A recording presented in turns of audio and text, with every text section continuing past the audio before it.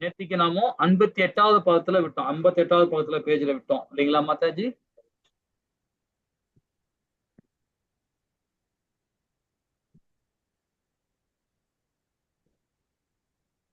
S, அதுல கடைசி பேரால விட்டோம். ஆமா, நரம்பு இல்லாதவர்னு ஒண்ணு வந்துச்சுல்ல, அதுக்கு அடுத்து வரணும். ஏதாவது படிக்கிறீங்களா? ஹரே கிருஷ்ணா. கடைசி பேரா இறைவன் இம்மந்திரத்தில், அதுல இருந்து ஆரம்பிக்கலாம். இறைவன் இம்மந்திரத்தில். கொஞ்சம் சவுண்ட் கொஞ்சம் வரணும் மாதாஜி. நேற்று ரொம்ப சவுண்ட் கம்மி, இப்போ கம்மியா தான் இருக்கு. எல்லாருக்கும் சவுண்ட் கேக்குதுங்களா? கேக்குதா சவுண்ட்? இப்ப கேக்குது மாதாஜி, இப்ப நல்லா கேக்குது. இறைவன் இம்மந்திரத்தில் பரிபூஹு, அதாவது மகோன்னதவான், எல்லோரிலும் உயர்ந்தவன் என்று வர்ணிக்கப்படுகிறார். அவருக்கு இணையானவரோ அவரை விட உயர்ந்தவரோ இல்லை, யாரும் இல்லை. மற்றவர்கள் எல்லாம் அவரிடம் யாசிப்பவர்கள் என்று சொல்லப்பட்டுள்ளது. உயிரினங்கள் விரும்புவனவற்றை இறைவன் அளிக்கிறார். அவை வல்லமையில் இறைவனுக்கு சமமானவர்களோ அல்லது வல்லமை படைத்தவர்களாகவோ இருந்தால் அவர்கள் முக்தி பெறுவதற்காக கூட இறைவனிடம் யாசிக்கும் தேவை இருக்காது. உண்மையான முக்தி நிலை மீண்டும் இறைவனை சென்றடைவதே. அருவவாதிகள் கருதும் முக்தி நிலை ஒரு கட்டுக்கதை. ஆன்மீக புலன்களை பெற்று ஆதார நிலையை உணரும் வரை பௌதிக நலன்களுக்காக யாசிக்கும் நிலை தொடர்ந்து கொண்டே இருக்கும். உன்னதமான பிரபுவான இறைவன் ஒருவரே தன்னிறைவு பெற்றவர். கிருஷ்ண பரமாத்மா இவ்வுலகில் 5000 ஆண்டுகளுக்கு முன்பு தோன்றிய போது தனது பல்வேறான லீலைகள் மூலம் புருஷோத்தமரான கடவுளாக தன் பூரண வியக்தி தத்துவத்தை வெளிப்படுத்தினார். தம் குழந்தை பருவத்தில் பலம் பொருந்திய பல அரக்கர்களை கொன்றார். இதற்கான வல்லமை அவர் எவ்விதமான புற முயற்சிகளாலும் அடையவில்லை. கோவர்தனகிரியை தூக்கி பிடிப்பதற்காக அவர் பளுதூக்கும் முயற்சியை மேற்கொள்ளவில்லை. சமூக எதிர்ப்புகள், கட்டுப்பாடுகள் எதுவும் இன்றி அவர் கோபிகளோடு நடனம் புரிந்தார்.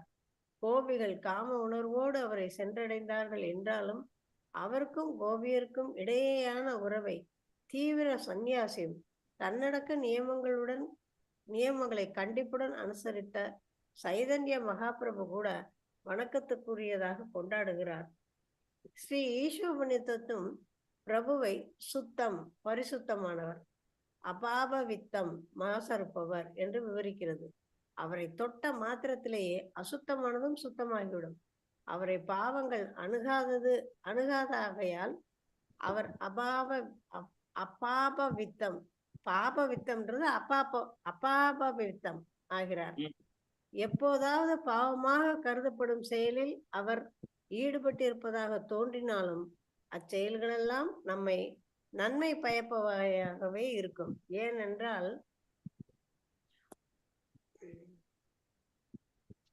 அவரை பாதிப்பதில்லை. எல்லா சூழ்நிலையிலும் அவர் சுத்தம், அதாவது பரிசுத்தமானவர். அவரை அடிக்கடி சூரியனோடு ஒப்பிடுவதுண்டு. தீண்டத்தகாத இடங்களையும் தீண்டி ஈரத்தை அகற்றினாலும் சூரியன் தூய்மையானதாகவே விளங்குகிறது. அது தன் மாசகற்றும் சக்தியினால் வெறுக்கத்தக்க பொருட்களையும் சுத்தப்படுத்துகிறது. பௌதிக பொருளான சூரியனுக்கே இவ்வளவு ஆற்றல் இருக்குமானால் எல்லாம் வல்ல இறைவனின் பரிசுத்தையும் வல்லமையும் நம்மால் எண்ணி பார்க்க இயலாது. ஹரே கிருஷ்ணா. இப்ப இந்த பதம் நமக்கு ரொம்ப அழகா 8வது மந்திரம் என்ன சொல்லுது அப்படின்னு பாத்தீங்கன்னா, இப்படிப்பட்ட ஒருவர் மகத்துவராகவும், அதாவது சரீரமற்றவரும், எல்லாம் அறிந்தவரும், குறையற்றவரும், நிறம்பற்றவரும், பரிசுத்தமான, மாசுபடாதவரும், எல்லோருடைய விருப்பங்களையும் தொன்று தொட்டு நிறைவேற்றி வருபவரும், தன்னிலை அறிவு பெற்ற தத்துவ ஞானியுமான இறைவனை அவரது உண்மை நிலையை உணர்ந்தவராக இருத்தல் வேண்டும். இந்த சாராம்சம் மூலியமாக சில பிரபுபாதா இந்த உபநேசங்கள், அதாவது ஈஷோ உபநேசன்ல ரொம்ப அழகா நமக்கு இவ்வளவு விரிவுரை கொடுத்திருக்கிறாங்க இல்லைங்களா? இப்ப நாம இன்னைக்கு படிச்சதுல பாத்தீங்கன்னா பரிபூக அப்படின்னு சொல்லப்படுது. பரிபூக அப்படின்னு பார்த்தா மகத்துவத்தை என்ன பண்ண எல்லாம் எல்லாருக்குமே உயர்ந்தவர் அப்படின்னு, எல்லாராலும் உயர்ந்தவர் அப்படின்னு சொல்லுது பரிபூக. அப்படி நம்ம அந்த மாதிரி ஸ்தானத்துல பகவானை நாமும் முன்னிலைப்படுத்தி நாமும் ஹரிபக்தியோட நாமும் ஒரு பகவானை மையப்படுத்தி நம்மளோட செயல்பாடு இருக்கணும் இல்லைங்களா? ஏன்னா அவர் தான் ஆதி அந்தம். இது ஸ்ரீமத் பகவத்கீதையிலேயே பகவான் ரொம்ப அழகா சொல்லியிருக்காரு. 9வது அத்தியாயத்துல ராஜ வித்யா ராஜ குவியோகத்துல ரொம்ப அற்புதமா பகவான் நம்ம கொடுக்குறார். 9வது அத்தியாயத்திலுமே 10வது அத்தியாயத்துல பாருங்க அவருடைய விபூதி யோகத்தை கொடுக்குறார். 11ல பாருங்க அவருடைய விராட் ரூபத்தை கொடுக்குறார். விராட் ரூபத்துல இறந்த காலத்தையும் நிகழ்காலத்தையும் இறந்த காலத்தையும் எதிர்காலத்தையும் கொடுக்குறார். 3 காலத்தையும் காட்டி கொடுக்குறார். அர்ஜுன வந்து என்ன இப்ப என்ன பார்த்துட்டு இருக்காரையும் பாக்குறான், இதுக்கு முன்னாடி என்ன நடந்ததுன்னு பார்த்துட்டு இருக்கான், இனி நடக்க போறது எல்லாம் என்ன பாக்குறான். கர்ணன், பீஷ்மரு, துரோணாச்சாரியாரு, துருபதன் எல்லாருமே பகவான் வாய்க்குள்ள போறாங்க. வாய்க்குள்ள போறது மட்டும் இல்லாம அவருடைய பல்லுகள்லாம் நசுங்கி அழிகிறாங்க. அதையும் பாக்குறான். ஆனா வாரே ஆரம்பிக்கல, சண்டையே ஒண்ணும் ஆரம்பிக்கல. அதுக்கு முன்னாடி நிகழ்காலத்தையும் பாக்குறான் பகவானுடைய விராட் ரூபத்துல. அப்போ பகவான் எப்படிப்பட்டவர் பாருங்க. ஸ்ரீமத் பகவத்கீதையிலே நம்ம அதை பத்தி ரொம்ப அழகா நம்ம படிச்சிருக்கோம் இல்லைங்களா? அந்த 11 அத்தியாயத்துல விராட் ரூபத்திலேயே அவர் காட்டுறார், எல்லாத்தையும் காட்டுறார். ஸோ அப்ப பாத்தீங்கன்னா அவரு 5500 வருஷத்துக்கு முன்னாடி காதயுகத்துல கலியுகத்துக்கு முன்னாடி ரொம்ப அற்புதமான லீலைகள்லாம் பண்ணிட்டு போயிட்டார். ரொம்ப அற்புதமான, அதுதான் அவர் என்ன சொல்லுவாருன்னா புருஷோத்தரமான முழுமுழு கடவுள்னு சொல்றது பகவான் சரிங்களா? அதான் ஈசோபனேஷன் மூலியமா நமக்கு அதாவது அபபவித்தம் அப்படின்னு பாத்தீங்கன்னா அதாவது மாசற்றவன்னு சொல்லலாம். அதே மாதிரி பாவங்களை உள்ளடக்கியவன்னு சொல்லலாம். 2 விதமா பிரிக்கிறாங்க. அது பவித்தம் அப்படின்னு சொன்னது பாவங்கள், பாவத்தான பாவம் இல்லாதவர்கள் அப்படின்னு 2 விதம் பிரிக்கிறாங்க. இதுல இல்ல இந்த மந்திரத்துல நிறைய விஷயங்கள் நம்ம பார்த்தோம். இன்னொன்னு பாத்தீங்கன்னா இதுல வந்து இன்னொரு விஷயம் என்ன சொல்ல போறேன்னா, எல்லாருக்குமே பகவானுக்கு சமமானவர் கிடையாது. முதல்ல நம்ம புரிஞ்சுக்கணும். இந்த இடத்துல இப்ப இன்னைக்கு மாதாஜி படிச்சாங்க இல்லையா, உயிரினங்கள் விரும்புவனற்றை இறைவன் அளிக்கிறார், அவை வல்லமை இறைவனுக்கு சமமானவர்களாகவோ அல்லது வல்லமை படைத்தவர்களாகவோ இருந்தால் அவர்கள் முக்தி பெறுவதற்கு கூட இறைவனுடன் யாசிக்கும் தேவை இருக்காது அப்படின்றார். இப்ப பகவானுக்கு சமமானவர் இருக்கும்போது வல்லமை படைத்தவராக யார் இருக்கிறாங்களோ கண்டிப்பாக முக்தியை எதிர்பார்க்க மாட்டாங்க. இது இயல்பு தானே இல்லைங்களா? பகவானுக்கு நம்ம சமம் அப்படின்னு நினைக்கும் போது பாத்தீங்கன்னா அப்ப நம்ம ஏன் அவர்கிட்ட கேட்க போறோம்? ஒரு ராஜா இருக்கிறார், ஒரு ராஜா விட்டுருங்க, ஒரு பணக்காரர் இருக்கிறார், அவரோட நாமளும் அதே ஈக்குவலா இருக்கும்போது அப்ப நாம என்ன நினைப்போம்? அவர்கிட்ட யாசம் கேட்போமா? கேட்க மாட்டோம் இல்லைங்களா? நம்ம தாழ்ந்து இருக்கும்போது நம்ம பிரச்சனை வந்து யாசம் கேட்போம். அப்போ அது மாதிரி முக்திக்காக வந்து ஒரு பகவானுக்கு சமமான கூட முக்தி கேட்க மாட்டான். அது என்ன குணம்னு பாருங்க, அது பௌதிகமான குணம். ஏன்னா பகவானுக்கு சமமானவர்கள் யாருமே கிடையாது, யாருமே கிடையாது பகவானுக்கு சமமானவங்க. அவரை மாதிரி வல்லமை படிச்சவங்க யாருமே இருக்க முடியாது. ஆனா நாம எல்லாமே அவருடைய அம்சம், அவருடைய சக்தி தான் நம்ம எல்லாருமே, அதை புரிஞ்சுக்கணும். ஆனா அவருக்கு சமமானது கிடையாது. அவருடைய அம்சம் தான் எல்லாருமே, அவருடைய நிழல் தான் நாம. நிழல் நிஜமாகாது இல்லைங்களா? அப்போ அந்த நிலையில் நாம இருக்கணும் பகவான் கிட்ட. தான் என்ற அகந்து இருக்கக்கூடாது. அதுதான் சுத்தம், பரிசுத்தம். அது அந்த நிலையில பகவானுக்கு நம்ம கொடுக்கணும், பக்தி கொடுக்கணும். இதை பத்தி பாத்தீங்கன்னா 9வது மந்திரத்துல ரொம்ப அழகா நம்ம படிக்க போறோம். நிறைய விஷயங்கள் இருக்கு. பாப்போமா? ஹரே கிருஷ்ணா. 9வது மந்திரம் படிக்கிறீங்களா மாதாஜி? அந்த பெருசாக மாட்டேங்குது. அந்தம் தமக பிரவிசந்தி ஏ அவித்யாம் உபாசதே ததோ பூய இவத்தே தமோ எது வித்யாயாம் ரதா. அறியாமையை சார்ந்த செயல்களின் பால்பட்ட கலாச்சாரத்தை மேற்கொள்பவர்கள் அறியாமை என்னும் இருள் மிக்க உலகிற்குள் பிரவேசிக்கிறார்கள். போலியான அறிவை சார்ந்த கலாச்சாரத்தில் ஈடுபட்டவர்கள் இன்னும் மோசமான நிலையை அடைகிறார்கள். ஹரே கிருஷ்ணா மாதாஜி. கொஞ்சம் மாதாஜி, இந்த பதம் 9வது மந்திரம் நம்ம என்ன சொல்லுது? அறியாமை சார்ந்த செயல்களில், அதாவது பற்பட்ட கலாச்சாரத்தை மேற்கொள்வார்கள் அப்படின்னு சொல்லப்படுது. இப்ப நம்ம அறியாமைன்னு சொல்றோம். அறியாமைன்னா நம்ம என்ன மாதிரி குணம் அது சொல்ல முடியுமா? யாராவது தெரியுமா? தமோ குணம். தமோ குணம். ஓகே. வேற யாராவது சொல்ல முடியுமா? மாதாஜி தமோ குணம் சொல்றாங்க. எல்லாரும் பேசலாமே.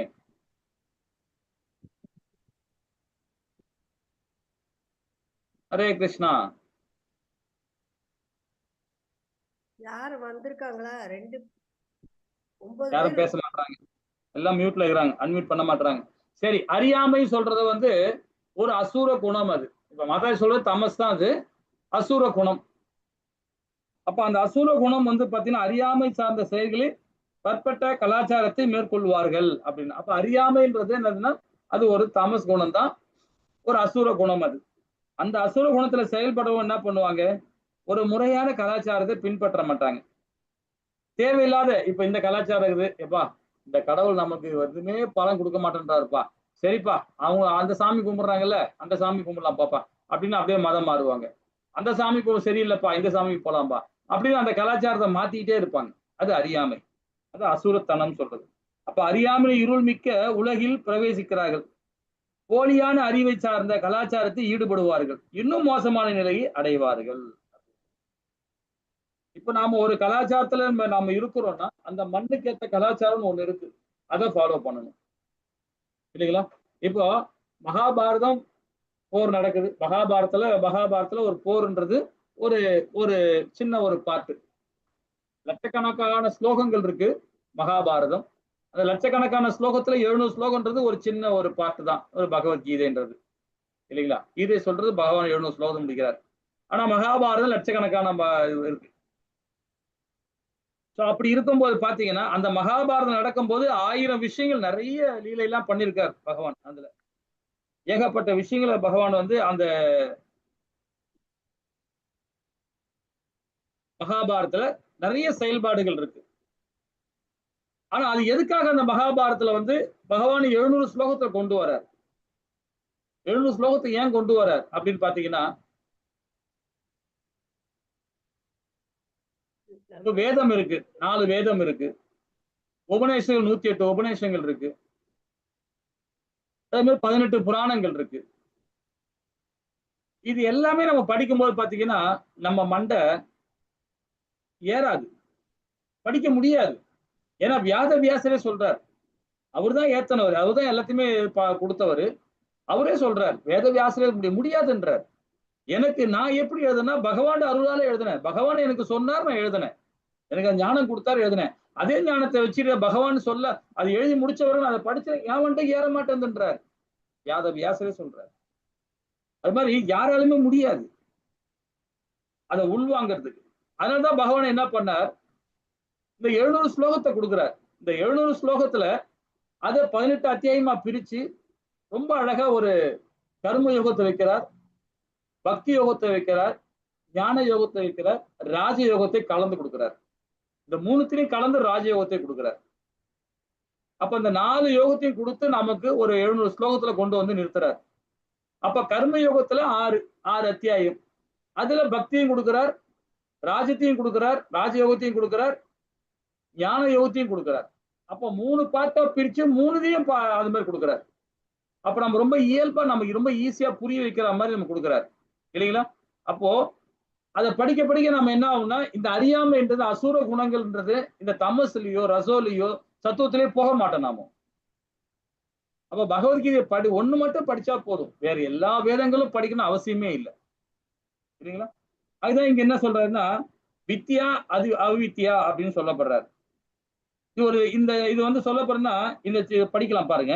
இந்த செயல் வித்யா அவித்யா ஆகியவற்றை ஒப்பிட்டு ஆராய்கிறது. அவித்யா அதாவது அறியாமை, சந்தேகமின்றி அபாயகரமானது. ஆனால் வித்யா அதாவது அறிவு தவறாக புரிந்து கொள்ளப்படும் போது அல்லது தவறான வழியில் செல்லும் போதும் மேலும் அபாயகரமானதாகிறது. ஈசோபநிஷத்திலிருந்து இம்மந்திரம் முன்னேற்பாதை விட இக்காலத்திற்கு மிகவும் பொருத்தமானது. இன்றைய நாகரிகத்தில் இப்பொழுது மக்களுக்கு கல்வி அளிப்பதில் மிகுந்த முன்னேற்றம் ஏற்பட்டுள்ளது என்றாலும் மக்கள் முன்பாதையை விட மகிழ்ச்சி அற்றவர்களாகிறார்கள்.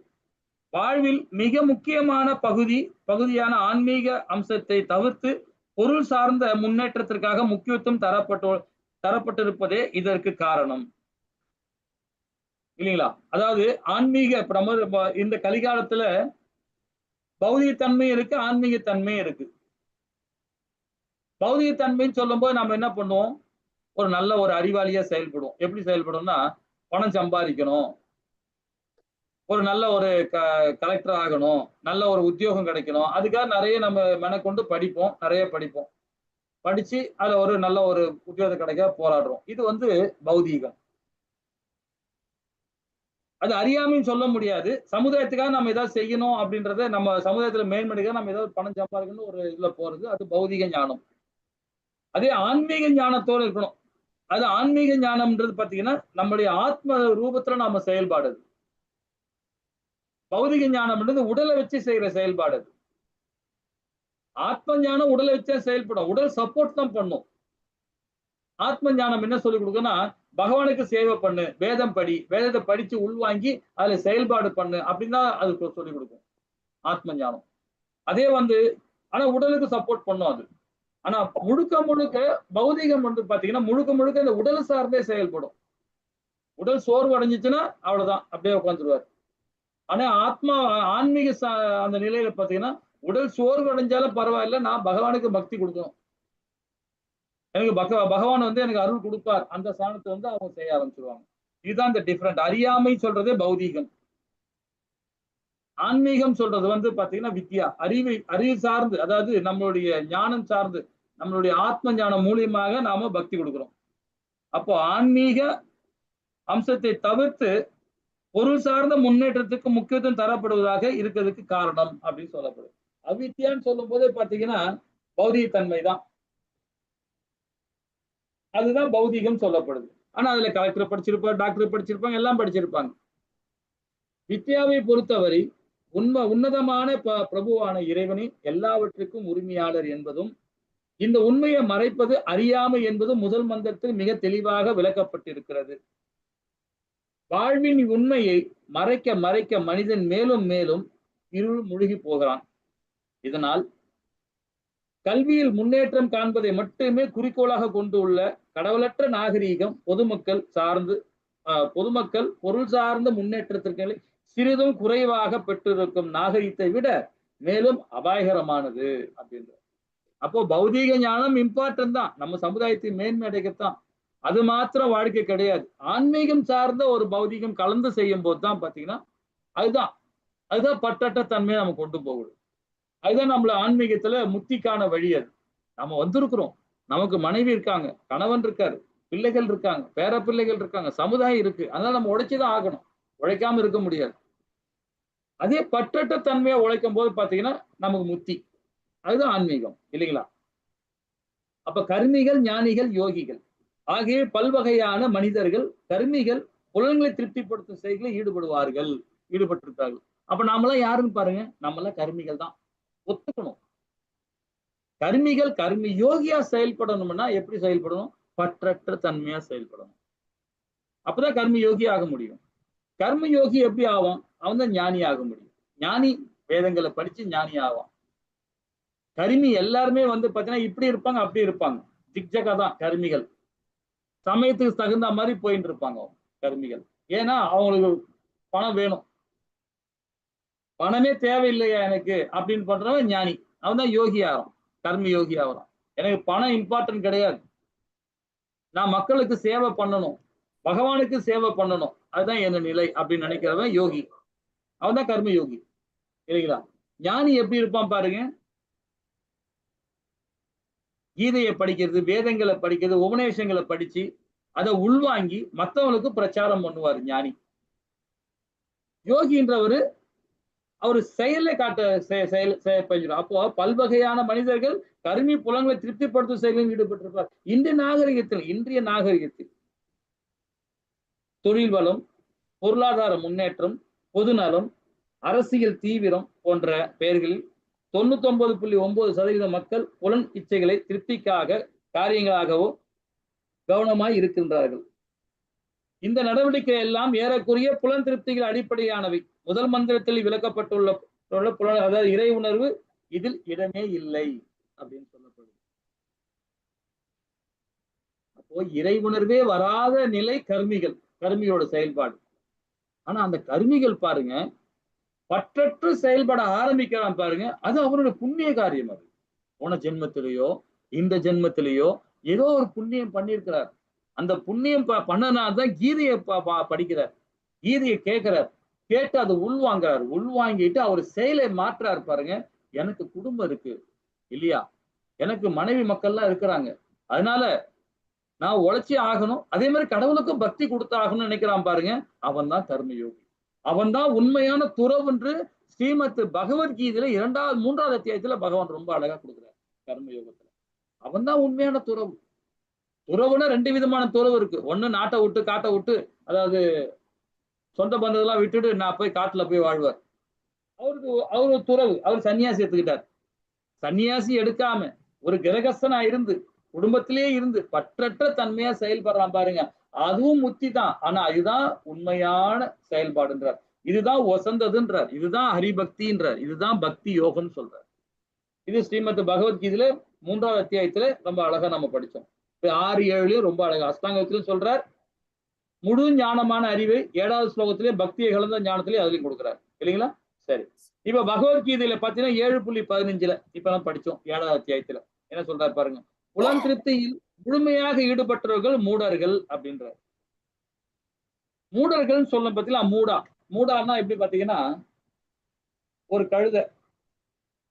கழுதை என்ன பண்ணும்னா அந்த எஜமான் சொல்றதை கேட்கும், அந்த கழுதையோட ஓனர் என்ன சொல்றாரோ அது கேட்கும். ஒரு கல்லு மூட்டையை வச்சாலும் சுமந்துன்னு போகும், ஒரு மண்ணு மூட்டை வச்சாலும் சுமந்து போகும், பஞ்சு மூட்டை வச்சாலும் சுமந்து போகும். எதுக்காக? அது என்ன ஒரு பெரிய பங்களா வேணும், ஏசி வச்ச ஒரு ரூம் வேணும், அதெல்லாம் கேக்குது? கிடையவே கிடையாது. அது ஒரு கட்டு புல்லு, அது சாப்பிடுறதுக்கு புல்லு கிடைச்சா போதும், அது பாக்க செஞ்சு. இதுதான் மூடான்னு சொல்றது இல்லைங்களா. அதே கழுதை கொஞ்சம் அந்த ஓனரை விட்டு வெளியே வந்துருச்சுன்னா, அந்த ஸ்தானத்துல இருந்து வெளியே வந்துச்சுன்னா பார்த்தா எங்க பார்த்தாலும் புல்லாதான் இருக்கு. ரோட்ல எங்க பார்த்தாலும் புல்லு இருக்கு சாப்பிடுறதுக்கு இல்லைங்களா. நமக்கு அதே நிலைமை தான். நம்ம என்ன பண்றோம், நம்மளை சுத்தி ஆன்மீகம் இருக்கு, நமக்குள்ளே பரமாத்மா இருக்கிறார், நமக்குள்ளே ஜீவாத்மா உள்ள இருக்கு, இந்த உடலும் பகவானின் உடல் தான். இது எல்லாமே தெரிஞ்சுக்கிட்டு நாம என்ன பண்றோம், பணத்தை தேடி ஓடிக்கிட்டே இருக்கும். சுகமா இருக்கலாமா, உடல் சுகத்துக்கு நல்லா ஏசி வச்சு ரொம்ப நல்லா படுத்துக்கலாம். ஒரு பெட்டு, படுக்கிற பெட்டு கூட பார்த்தீங்கன்னா அப்படி இருக்கும், 10 அடுக்கு பெட்டா வேணும்னு நினைப்பாங்க.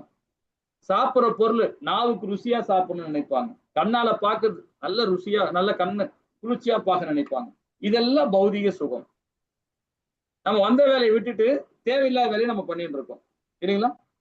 இதுதான் மூடர்கள் சொல்றது.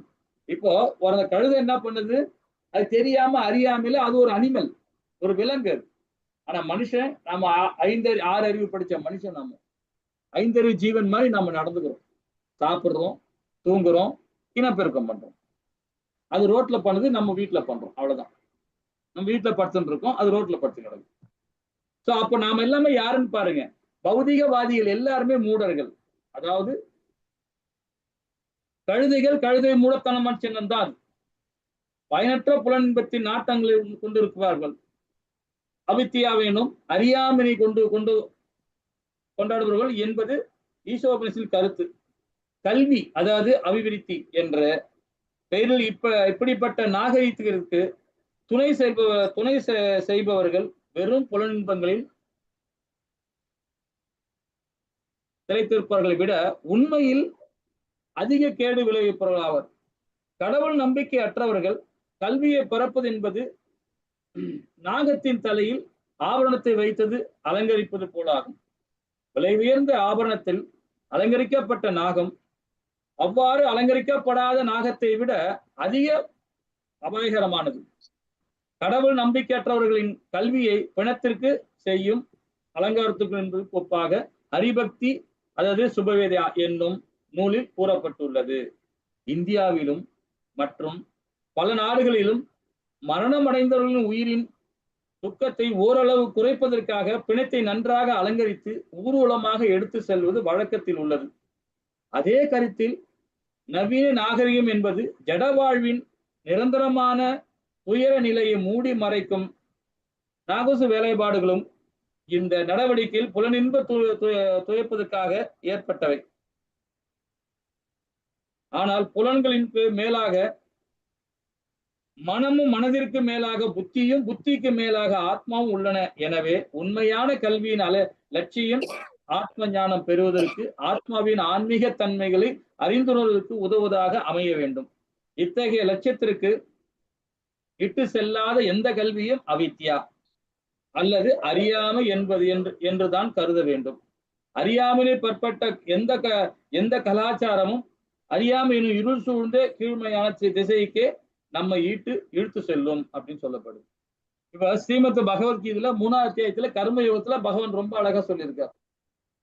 என்ன சொல்றாரு பாத்தீங்கன்னா, அதே மாதிரி பாத்தீங்கன்னா 13லயும் சொல்றார். 13ஆம் அத்தியாயத்திலையும் ஞான யோகத்துல முதல் அத்தியாயத்துல அன்னமய்ய கோசா, பிராணமய்ய கோசா, விஞ்ஞானமய்ய கோசா, ஞானமய்ய கோசா, ஆனந்தமய்ய கோசான்றார்.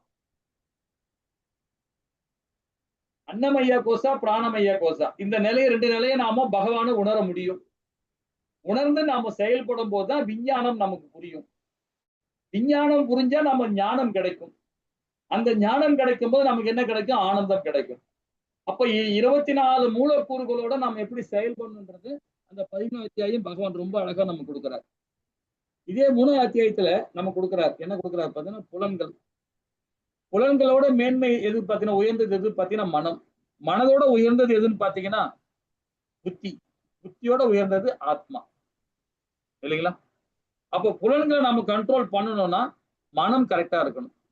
மனம் கரெக்டா இருக்கணும்னா புத்தி கரெக்டா இருக்கணும். புத்தி எப்படி கரெக்ட் பண்ண முடியும்? வேதங்களை படிக்கணும், உபநேசங்களை படிக்கணும், புராணங்களை படிச்சு அது வாழ்வில கொண்டு வரும்போது பாத்தீங்கன்னா, நம்மளுடைய செயல்பாடு கொண்டு வரும்போது அப்ப ஆட்டோமேட்டிக்கா மனது கண்ட்ரோல் ஆகும். புத்தி கண்ட்ரோல் ஆயிடுச்சு, ஆட்டோமேட்டிக்கா பகவானை பத்தி பேச ஆரம்பிச்சிருச்சு, நினைக்க ஆரம்பிச்சிருச்சு. அப்போ புத்தி மனது என்ன பண்ணும்? அதுல லாயித்து போகும், அதுல கண்ட்ரோல் ஆயிடுவார். அப்ப மனது கண்ட்ரோல் ஆயிடுச்சுன்னா அப்ப நம்மளோட புலன்கள் என்ன பண்ணுவோம்? கண்ணுல எதை பார்ப்போம்? பகவானுடைய விக்கிரத்தை பார்ப்போம். காதால பகவான் ஹரிநாமத்தை காப்போம். வாயால பேசுறது பகவான் ஹரிநாமத்தை பேசுவோம். ஹரிநாமத்தை பேசுறது மட்டும் இல்லாம அதே வாயால பகவானுடைய பிரசாதத்தை உண்ணுவோம். கையால பகவான் விக்கிரத்தை தொட்டு அலங்காரம் பண்ணுவோம். அவனுடைய காலால, நம்ம காலால பகவான் கோவில சுத்தப்படுத்துக்கு அந்த காலை யூஸ் பண்ணுவோம். இந்த உடலையே எல்லாத்தையுமே சுத்தப்படும் போது நம்ம இருக்கிற 9 நவ ஹோல்கள், அந்த நவ துவாரங்களும் சரி பிரகாசம் அடையுது.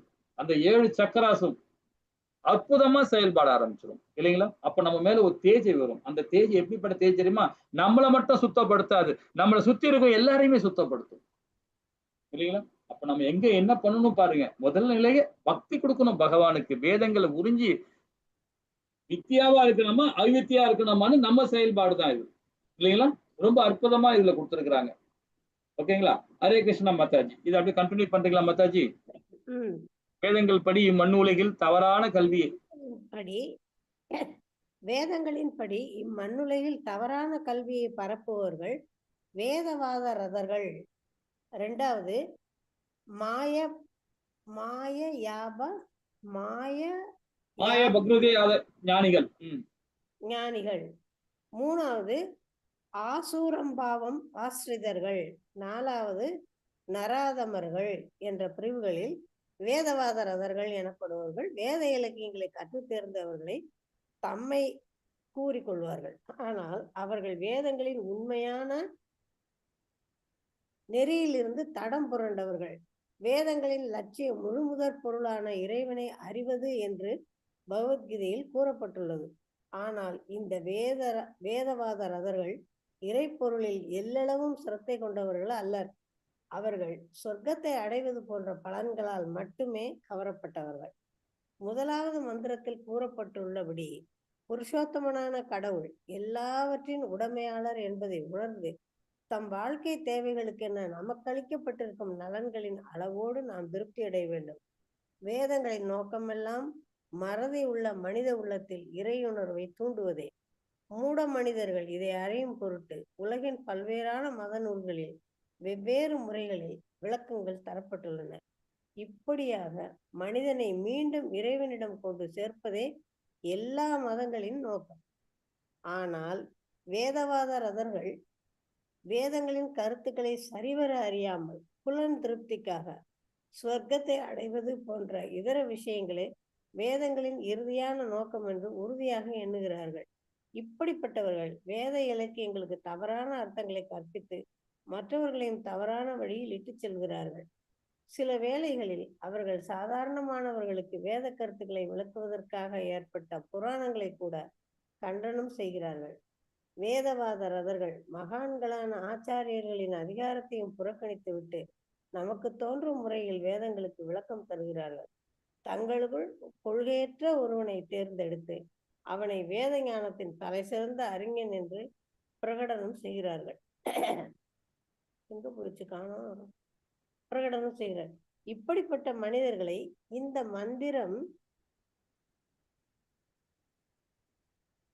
இந்த மந்திரம் பொருத்தமாக கரெக்டா வருதா பிரபுஜி? படிங்க.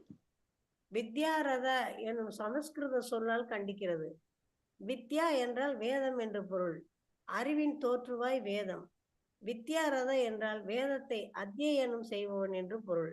ஆனால் வித்யாரதர்கள் ஆச்சாரியர்களுக்கு கீழ்ப்படியாத காரணத்தால் வேதங்களின் உண்மை நோக்கத்தை அறிய மாட்டாதவர்கள் என கண்டனம் செய்யப்படுகிறார்கள். இந்த வேதவாத ரதர்கள் வேதத்தின் ஒவ்வொரு சொல்லுக்கும் தம் சொந்த நோக்கத்திற்கு தகுந்தவாறு அர்த்தம் கண்டு பழக்கப்பட்டவர்கள். வேத இலக்கியங்கள் சாதாரணமாக புத்தகங்களின் தொகுப்புகள் அல்ல, தகுந்த சிஷ்ய பரம்பையில் தோன்றியவர்கள் தவிர பிறரின் மூலம் அவை அறியப்பட மாட்டா என்பதை அவர்கள் அறியார்கள். வேதங்களின் உன்னதமான செய்தியை அறிவதற்கு அதிகாரம் பெற்ற ஆன்மீக குருவை அணுக வேண்டும். கடோபனிஷத் இவ்வாறு வழிகாட்டுகிறது. ஆனால் இந்த வேதவாத ரதர்களுக்கென ஏற்பட்டுள்ள ஆச்சாரியர்கள் உன்னதமான சிஷ்ய பரம்பரையை சேராதவர்கள். இதனால் அவர்கள் வேத இலக்கியங்களை தப்பர்த்தம் செய்து அறியாமை எனும் இருளை நோக்கி சென்று கொண்டிருக்கிறார்கள். வேதங்களை முற்றிலும் அறியாதவர்களை விட இவர்களே அறியாமையில் மிக ஆழமாக மூழ்கி போகிறார்கள். மாயா அபகிருத ஞான வகையை சேர்ந்தவர்கள் தம்மை தாமே கடவுள் என கூறிக்கொள்கிறார்கள். தாமே கடவுள் என எண்ணிக்கொண்டு அவர்கள் வேறெந்த கடவுளையும் வணங்க வேண்டிய அவசியமில்லை என்கிறார்கள். செல்வந்தனான ஒரு சாதாரண மனிதனை வணங்க அவர்கள் சம்மதிப்பார்கள். ஆனால் புருஷோத்தமனார முழுமுதல் கடவுளை வணங்கார். தம் மடமையை அறியாத இம்மனிதர்கள் கடவுளை எப்படி மாயையால் சிறைப்படுத்த முடியும் என்று எண்ணி பார்க்க மாட்டார்கள். மாயையின் சிறையில் கடவுள் எப்போதாவது அகப்படுவாராயானால் மாயை கடவுளை விட வலிமை மிக்கது என்றாகும். இவர்கள் கடவுள் எல்லாம் வல்லவர் என்று சொல்கிறார்கள். ஆனால் கடவுள் எல்லாம் வல்லவரானால் அவரை மாயை வெல்வது சாத்தியமில்லை என்பதை பற்றி ஆலோசிப்பதில்லை. தாமே கடவுளாக்கி கொண்ட இம்மனிதர்கள் கேள்விகளுக்கு தெளிவான விடை கூற தெரியாதவர்கள் தாம் கடவுளாகிவிட்டதாக எண்ணி திருப்தி கொள்கிறார்கள். ஹரே கிருஷ்ணா மாதாஜி. ஹரே கிருஷ்ணா. இந்த மந்திரம் இதோட முடிக்கிறோம்.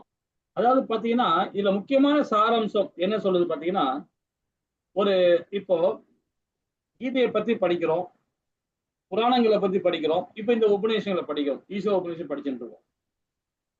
இப்போ ஈசோ உபநிஷன்ல என்ன சொல்லப்பட்டது அதுதான் நாம படிக்கிறோம் இப்போ, இல்லைங்களா? அப்போ யாராவது ஒருத்தர் ஒரு பகவத்கீதை கிளாஸ் எடுக்கிறாருன்னா அவருக்கு நிறைய விஷயங்கள் தெரியும். அதாவது நிறைய விஷயங்கள்னா பௌதிகமான விஷயங்கள் நிறைய இருக்கும். அதை சம்பந்தப்படுத்தி நம்ம அதுக்கு ஒரு விளக்கம் கொடுக்கறாங்கன்னும் போது பாத்தீங்கன்னா அது தவறுன்னு சொல்லிட்டு வேதம் சொல்லுது. பௌதிக விஷயங்களை கொண்டு வந்து கீதையிலேயோ இல்ல இந்த உபநிஷங்கள்லயோ இதை எடுக்கும் போது பாத்தீங்கன்னா அது அந்த சாராம்சம் கொடுக்கும் போது தவறுன்னு சொல்லு. ஏன்னா அது கற்பனை கதைகள், அது பௌதிகம்ன்றது கற்பனை. ஆனா வாழ்க்கையில அது நடந்த விஷயம் உண்மை. ஒரு கதை நடந்திருக்கு, அது உண்மைதான். உண்மை சம்பவத்தை இங்க நம்ம விளக்குறோம். அது எப்படி விளக்குறோம்னு பாத்தீங்கன்னா பகவானுக்கு ஒப்பிட்டு, பகவானுக்கு இப்போ ஒரு பகவான் வேதங்கள்ல என்ன ஒரு புராணங்கள்ல பகவானோட லீலை ஒண்ணு இருக்கும். அப்ப அதுக்கு எதிர்மறையானதான் பௌதிகம். பௌதிகத்துல எதிர்மறையானதான் பௌதிகம். சோ அந்த ஒரு கதையும் இந்த கதையை நம்ம சேர்த்து வைக்கும் போது பாத்தீங்கன்னா தவறுதலாக முடியுது அப்படின்னு சொல்லிட்டு நம்மள ஆச்சாரிகள் சொல்றாங்க. இதுதான் இந்த ஈசோ ஆபரேஷன் நம்மள வந்து சுட்டி காட்டுது. அது சில பேர் மிகைப்படுத்தி சொல்லுவாங்க. அந்த பௌதிக தன்மையை வந்து மிகைப்படுத்தி சொல்லுவாங்க. இதெல்லாம் வந்து அவித்யா. வித்யான்னு சொல்றது வேதங்கள்ல என்ன சொல்லப்பட்டதோ அதை கரெக்டா, தவறுனா தவறு, இதுதான் சொல்லப்பட்டது. இப்போ ஒருத்தர் இருக்காரு, நான் பணக்காரன், நான் செல்வன், நல்ல ஒரு வசதி படைச்சவன், நிறைய நான் படிச்சிருக்கிறேன், நான் பட்டதாரியா இருக்கிறேன், அப்படி இப்படின்னு சொல்லுவாங்க. சொல்லிட்டு நான் சொல்றதா நீங்க சொல்லணும், உன் இஷ்டம்லாம் பேசக்கூடாது அப்படின்னு சொன்னா அது அவித்யா. அப்ப அங்க வந்து ஆன்மீகம் கிடையாது இல்லைங்களா? அப்ப அந்த இடத்துல வந்து நம்ம வெளியே வந்து அவங்க என்ன சொன்னாலும் அவங்க புரியாது, ஏறாது. அப்போ ஒரு ஒரு ஒரு உபநேசம் பண்றவங்களும் சரி, ஒரு பாராயணம் பண்றவங்களும் சரி, அங்க வேதங்கள்லையும் அவருடைய ஆச்சாரிகள் என்ன சொன்னாங்களோ அதுதான் அவங்க செய்யணும். அதை விட்டு எக்ஸ்ட்ரா கொஞ்சம் நம்ம மிகைப்படுத்தி சொல்றது தவறு இல்லைங்களா? அதே மாதிரி இப்போ ஒரு இடத்துல ஸ்ரீல பிரபுபாதா நம்முடைய ஆச்சாரி, ஸ்ரீல பிரபுபாதா யுஎஸ்ஏல இருக்கும்போது பாத்தீங்கன்னா இது மாதிரி ஒரு உபநேசங்கள் பண்ணிட்டு இருக்காரு. பண்ணி முடிச்ச உடனே அங்க இருக்கும் எல்லாமே அயல் நாட்டுக்காரங்க, எல்லா வெளிநாட்டுக்காரங்க தான் உட்காந்து கேட்டுட்டு இருக்காங்க. அவர் முடிச்சிட்டார். முடிச்சிட்ட உடனே எல்லாம் ஒப்பீனியன் கேட்கிறார். எல்லாம் எப்படி புரிஞ்சுக்கிட்டீங்க, உங்களுடைய கருத்து சொல்லுங்கன்னு கேட்கிறார். அப்ப எல்லாரும் ஒண்ணு சொல்லும் போது ஒரு 18 வயசு பையன், அமெரிக்கன், அவர் சொல்றார், நீங்க உண்மையிலேயே சொல்றேன், எல்லாருக்குமே நீங்க தான் கடவுள் அப்படின்றார். அந்த பையன் 18 வயசு சொல்றார், எனக்கு இந்த வயசுல இவ்வளவு ஞானம் கொடுத்திருக்கீங்க, நீங்க தான் கடவுள் அப்படின்றார். ஏன்னா அந்த இடம் அங்க வந்து வேற ஒரு மார்க்கத்துல ஃபாலோ பண்றாங்க. அது நம்ம எல்லாம் தெரியும், அமெரிக்கால என்ன மார்க்கம் ஃபாலோ பண்றாங்கன்ட்டு. அங்க ஞானத்தை கொடுக்கறவங்க, வழிகாட்டுறவங்க, இவங்க எல்லாருமே என்ன பண்ணுவாங்கன்னா ஒரு ஞானி, ஒரு ஒரு ஒரு அந்த மார்க்கத்துல உள்ளவங்க அப்படியே ஒரு கடவுள் ஆக்கி விட்டுருவாங்க. கடவுள் அப்படின்னு அந்த ஸ்தானத்துல கொண்டு வராங்க. ஆனா நம்மளுடைய சனாத தர்மம் என்ன சொல்லுதுன்னு பாத்தீங்கன்னா, ஒரு ஞானி, ஒரு கர்ம யோகி பகவானை பத்தி உபதேசம் பண்ணும்போது பாத்தீங்கன்னா பகவானுக்கு தாழ்ந்துதான் அவர் சொல்லுவார் இல்லைங்களா? அது போல சில பிரபுபாதா அங்க சொல்லிட்டு இருக்கார். ஆனா அந்த அந்த 18 வயசு பையன் என்ன பண்றார், அவர் கடவுள்னு சொல்லிட்டான். உடனே அவர் கோவப்படுறாரு. கோவப்படுறாருன்னா ஆன்மீக தன்மையா கோவப்படுறார். அகங்காரம், பொய் அகங்காரம் இல்லாம அகங்காரமா சொல்றார், தம்பி என்ன அது மாதிரி சொல்லாத, நான் அடுத்த பிறவி நாயா தான் பிறப்பேன், நீ அந்த சொல்ல நான் உள் வாங்கிட்டேன்னா நாய் தான், நான் அடுத்த ஜென்மம் நாய் தான் அப்படின்ற சில பிரபுபாதா சொன்ன வார்த்தை அது. அது மாதிரி நான் கடவுள் அப்படின்னு சொன்னாவே அடுத்த பிறவி நாம் அனிமல் தான் கண்டிப்பாக. அது மாதிரி நிறைய பேர் இருக்காங்க. என்னன்னு பாத்தீங்கன்னா, நம்ம ஒரு குடும்பத்துல கணவன் மனைவி இருப்பாங்க, குழந்தைகள் இருப்பாங்க. இந்த வீட்டுக்கு நான் தான் மூத்தவன், நான் தான் முதன்மையானவன் அப்படின்னு கணவன் சொல்லுவாங்க. இல்ல இல்ல நான் தான் இந்த வீட்டுக்கு உழைச்சி கொடுக்குறேன் அப்படின்னு மனைவி சொல்லுவாங்க. அந்த வீட்டுக்கு இது நான் தான் தலைவி, நான் தான் தலைவன் சொல்லுவாங்க. அப்ப அங்க என்ன ஆகுதுன்னா நான் என்ற அகந்தை வந்தது. அப்ப அந்த அகந்தை வந்தாவே அது பௌதீகம். அவங்க என்னதான் சாமி கும்பிட்டாலும் அது ஏறாது, அந்த இது ஏறாது.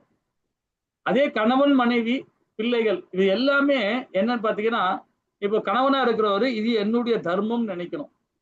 என்னோட தர்மம்னா என்ன, எனக்கு மனைவி இருக்காங்க, அழகான மனைவி இருக்காங்க, புத்திசாலியான மனைவி இருக்கிறாங்க, அழகான பிள்ளைகள் இருக்காங்க, அவங்க நல்ல நல்ல பிள்ளைகள் இருக்காங்க, அவங்க நல்வழியில கொண்டும் போனோம், அதுதான் என்னுடைய தர்மம் நினைப்பான், அதுதான் என்னுடைய கடமைன்னு நினைப்பான். இதுதான் வந்து பகவானுக்கு செய்யற பக்தி தொண்டு. அது இது இல்லாம இந்த வீட்டுக்கு நான் தான் மூத்தவன், நான் தான் தலைவன் அப்படின்னு ஸ்தானத்தை எடுத்துக்கிட்டோம்னா அந்த தன்மையில போனோம்னா ரசோ குணம். அது அந்த ரசோ குணத்துல போகும்போது அப்போ குடும்பத்துல நிறைய பிரச்சனைகள் வரும், அப் டவுன் வருது வந்து போயிட்டா பிரச்சனைகள் வந்து வந்து போயிட்டு இருக்கும் இல்லைங்களா?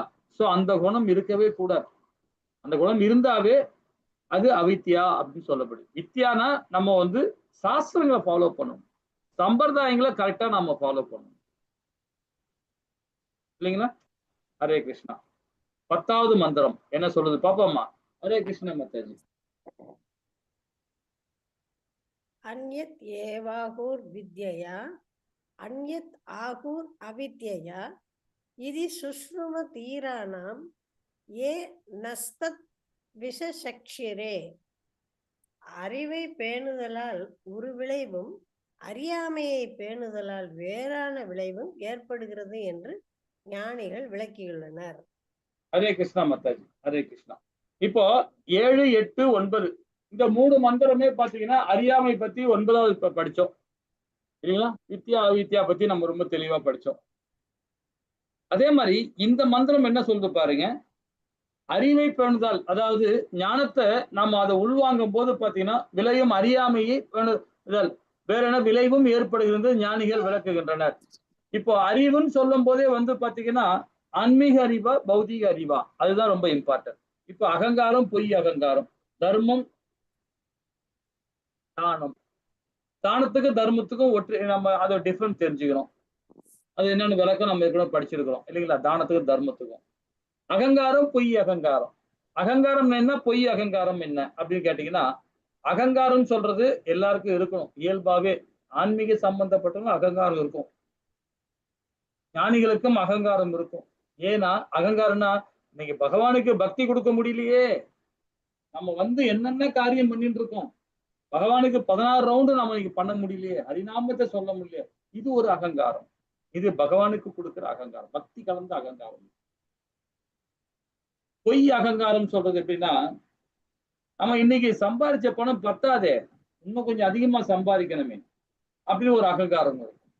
அது பொய் அகங்காரம், அது பௌதிகமான அகங்காரம். ஸோ தானமும் தர்மமும் அப்படிதான். தானத்துக்கு தர்மத்துக்கும் விளக்கம் தெரியணும். தானம் சொல்றது பந்தப்படுத்தும், தர்மம் சொல்றது புனிதத்தன்மைகளும், முக்தி கிடைக்கும். தானம் கொடுக்கிறவன் முக்தி கிடைக்காது.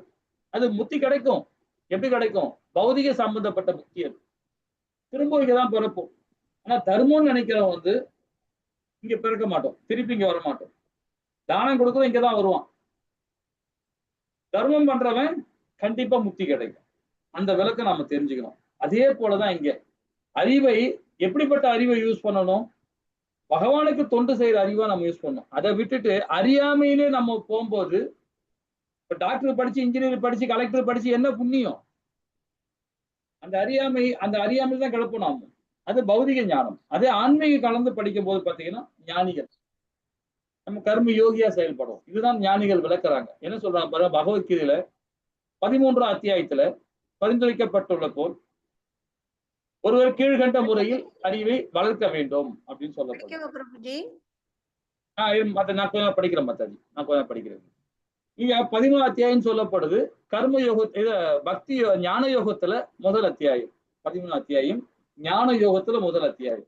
அதுல 24 மூலக்கூறுகளை பத்தி ரொம்ப அழகா பகவான் வந்து விளக்குறார் இல்லைங்களா? பஞ்சபூதங்கள் 5, கர்மேந்திரங்கள் 5, ஞானேந்திரங்கள் 5, புலன்கள் 1, இது மாதிரி. அதாவது தொடுதல் நம்ம படிச்சோம் இல்லையா?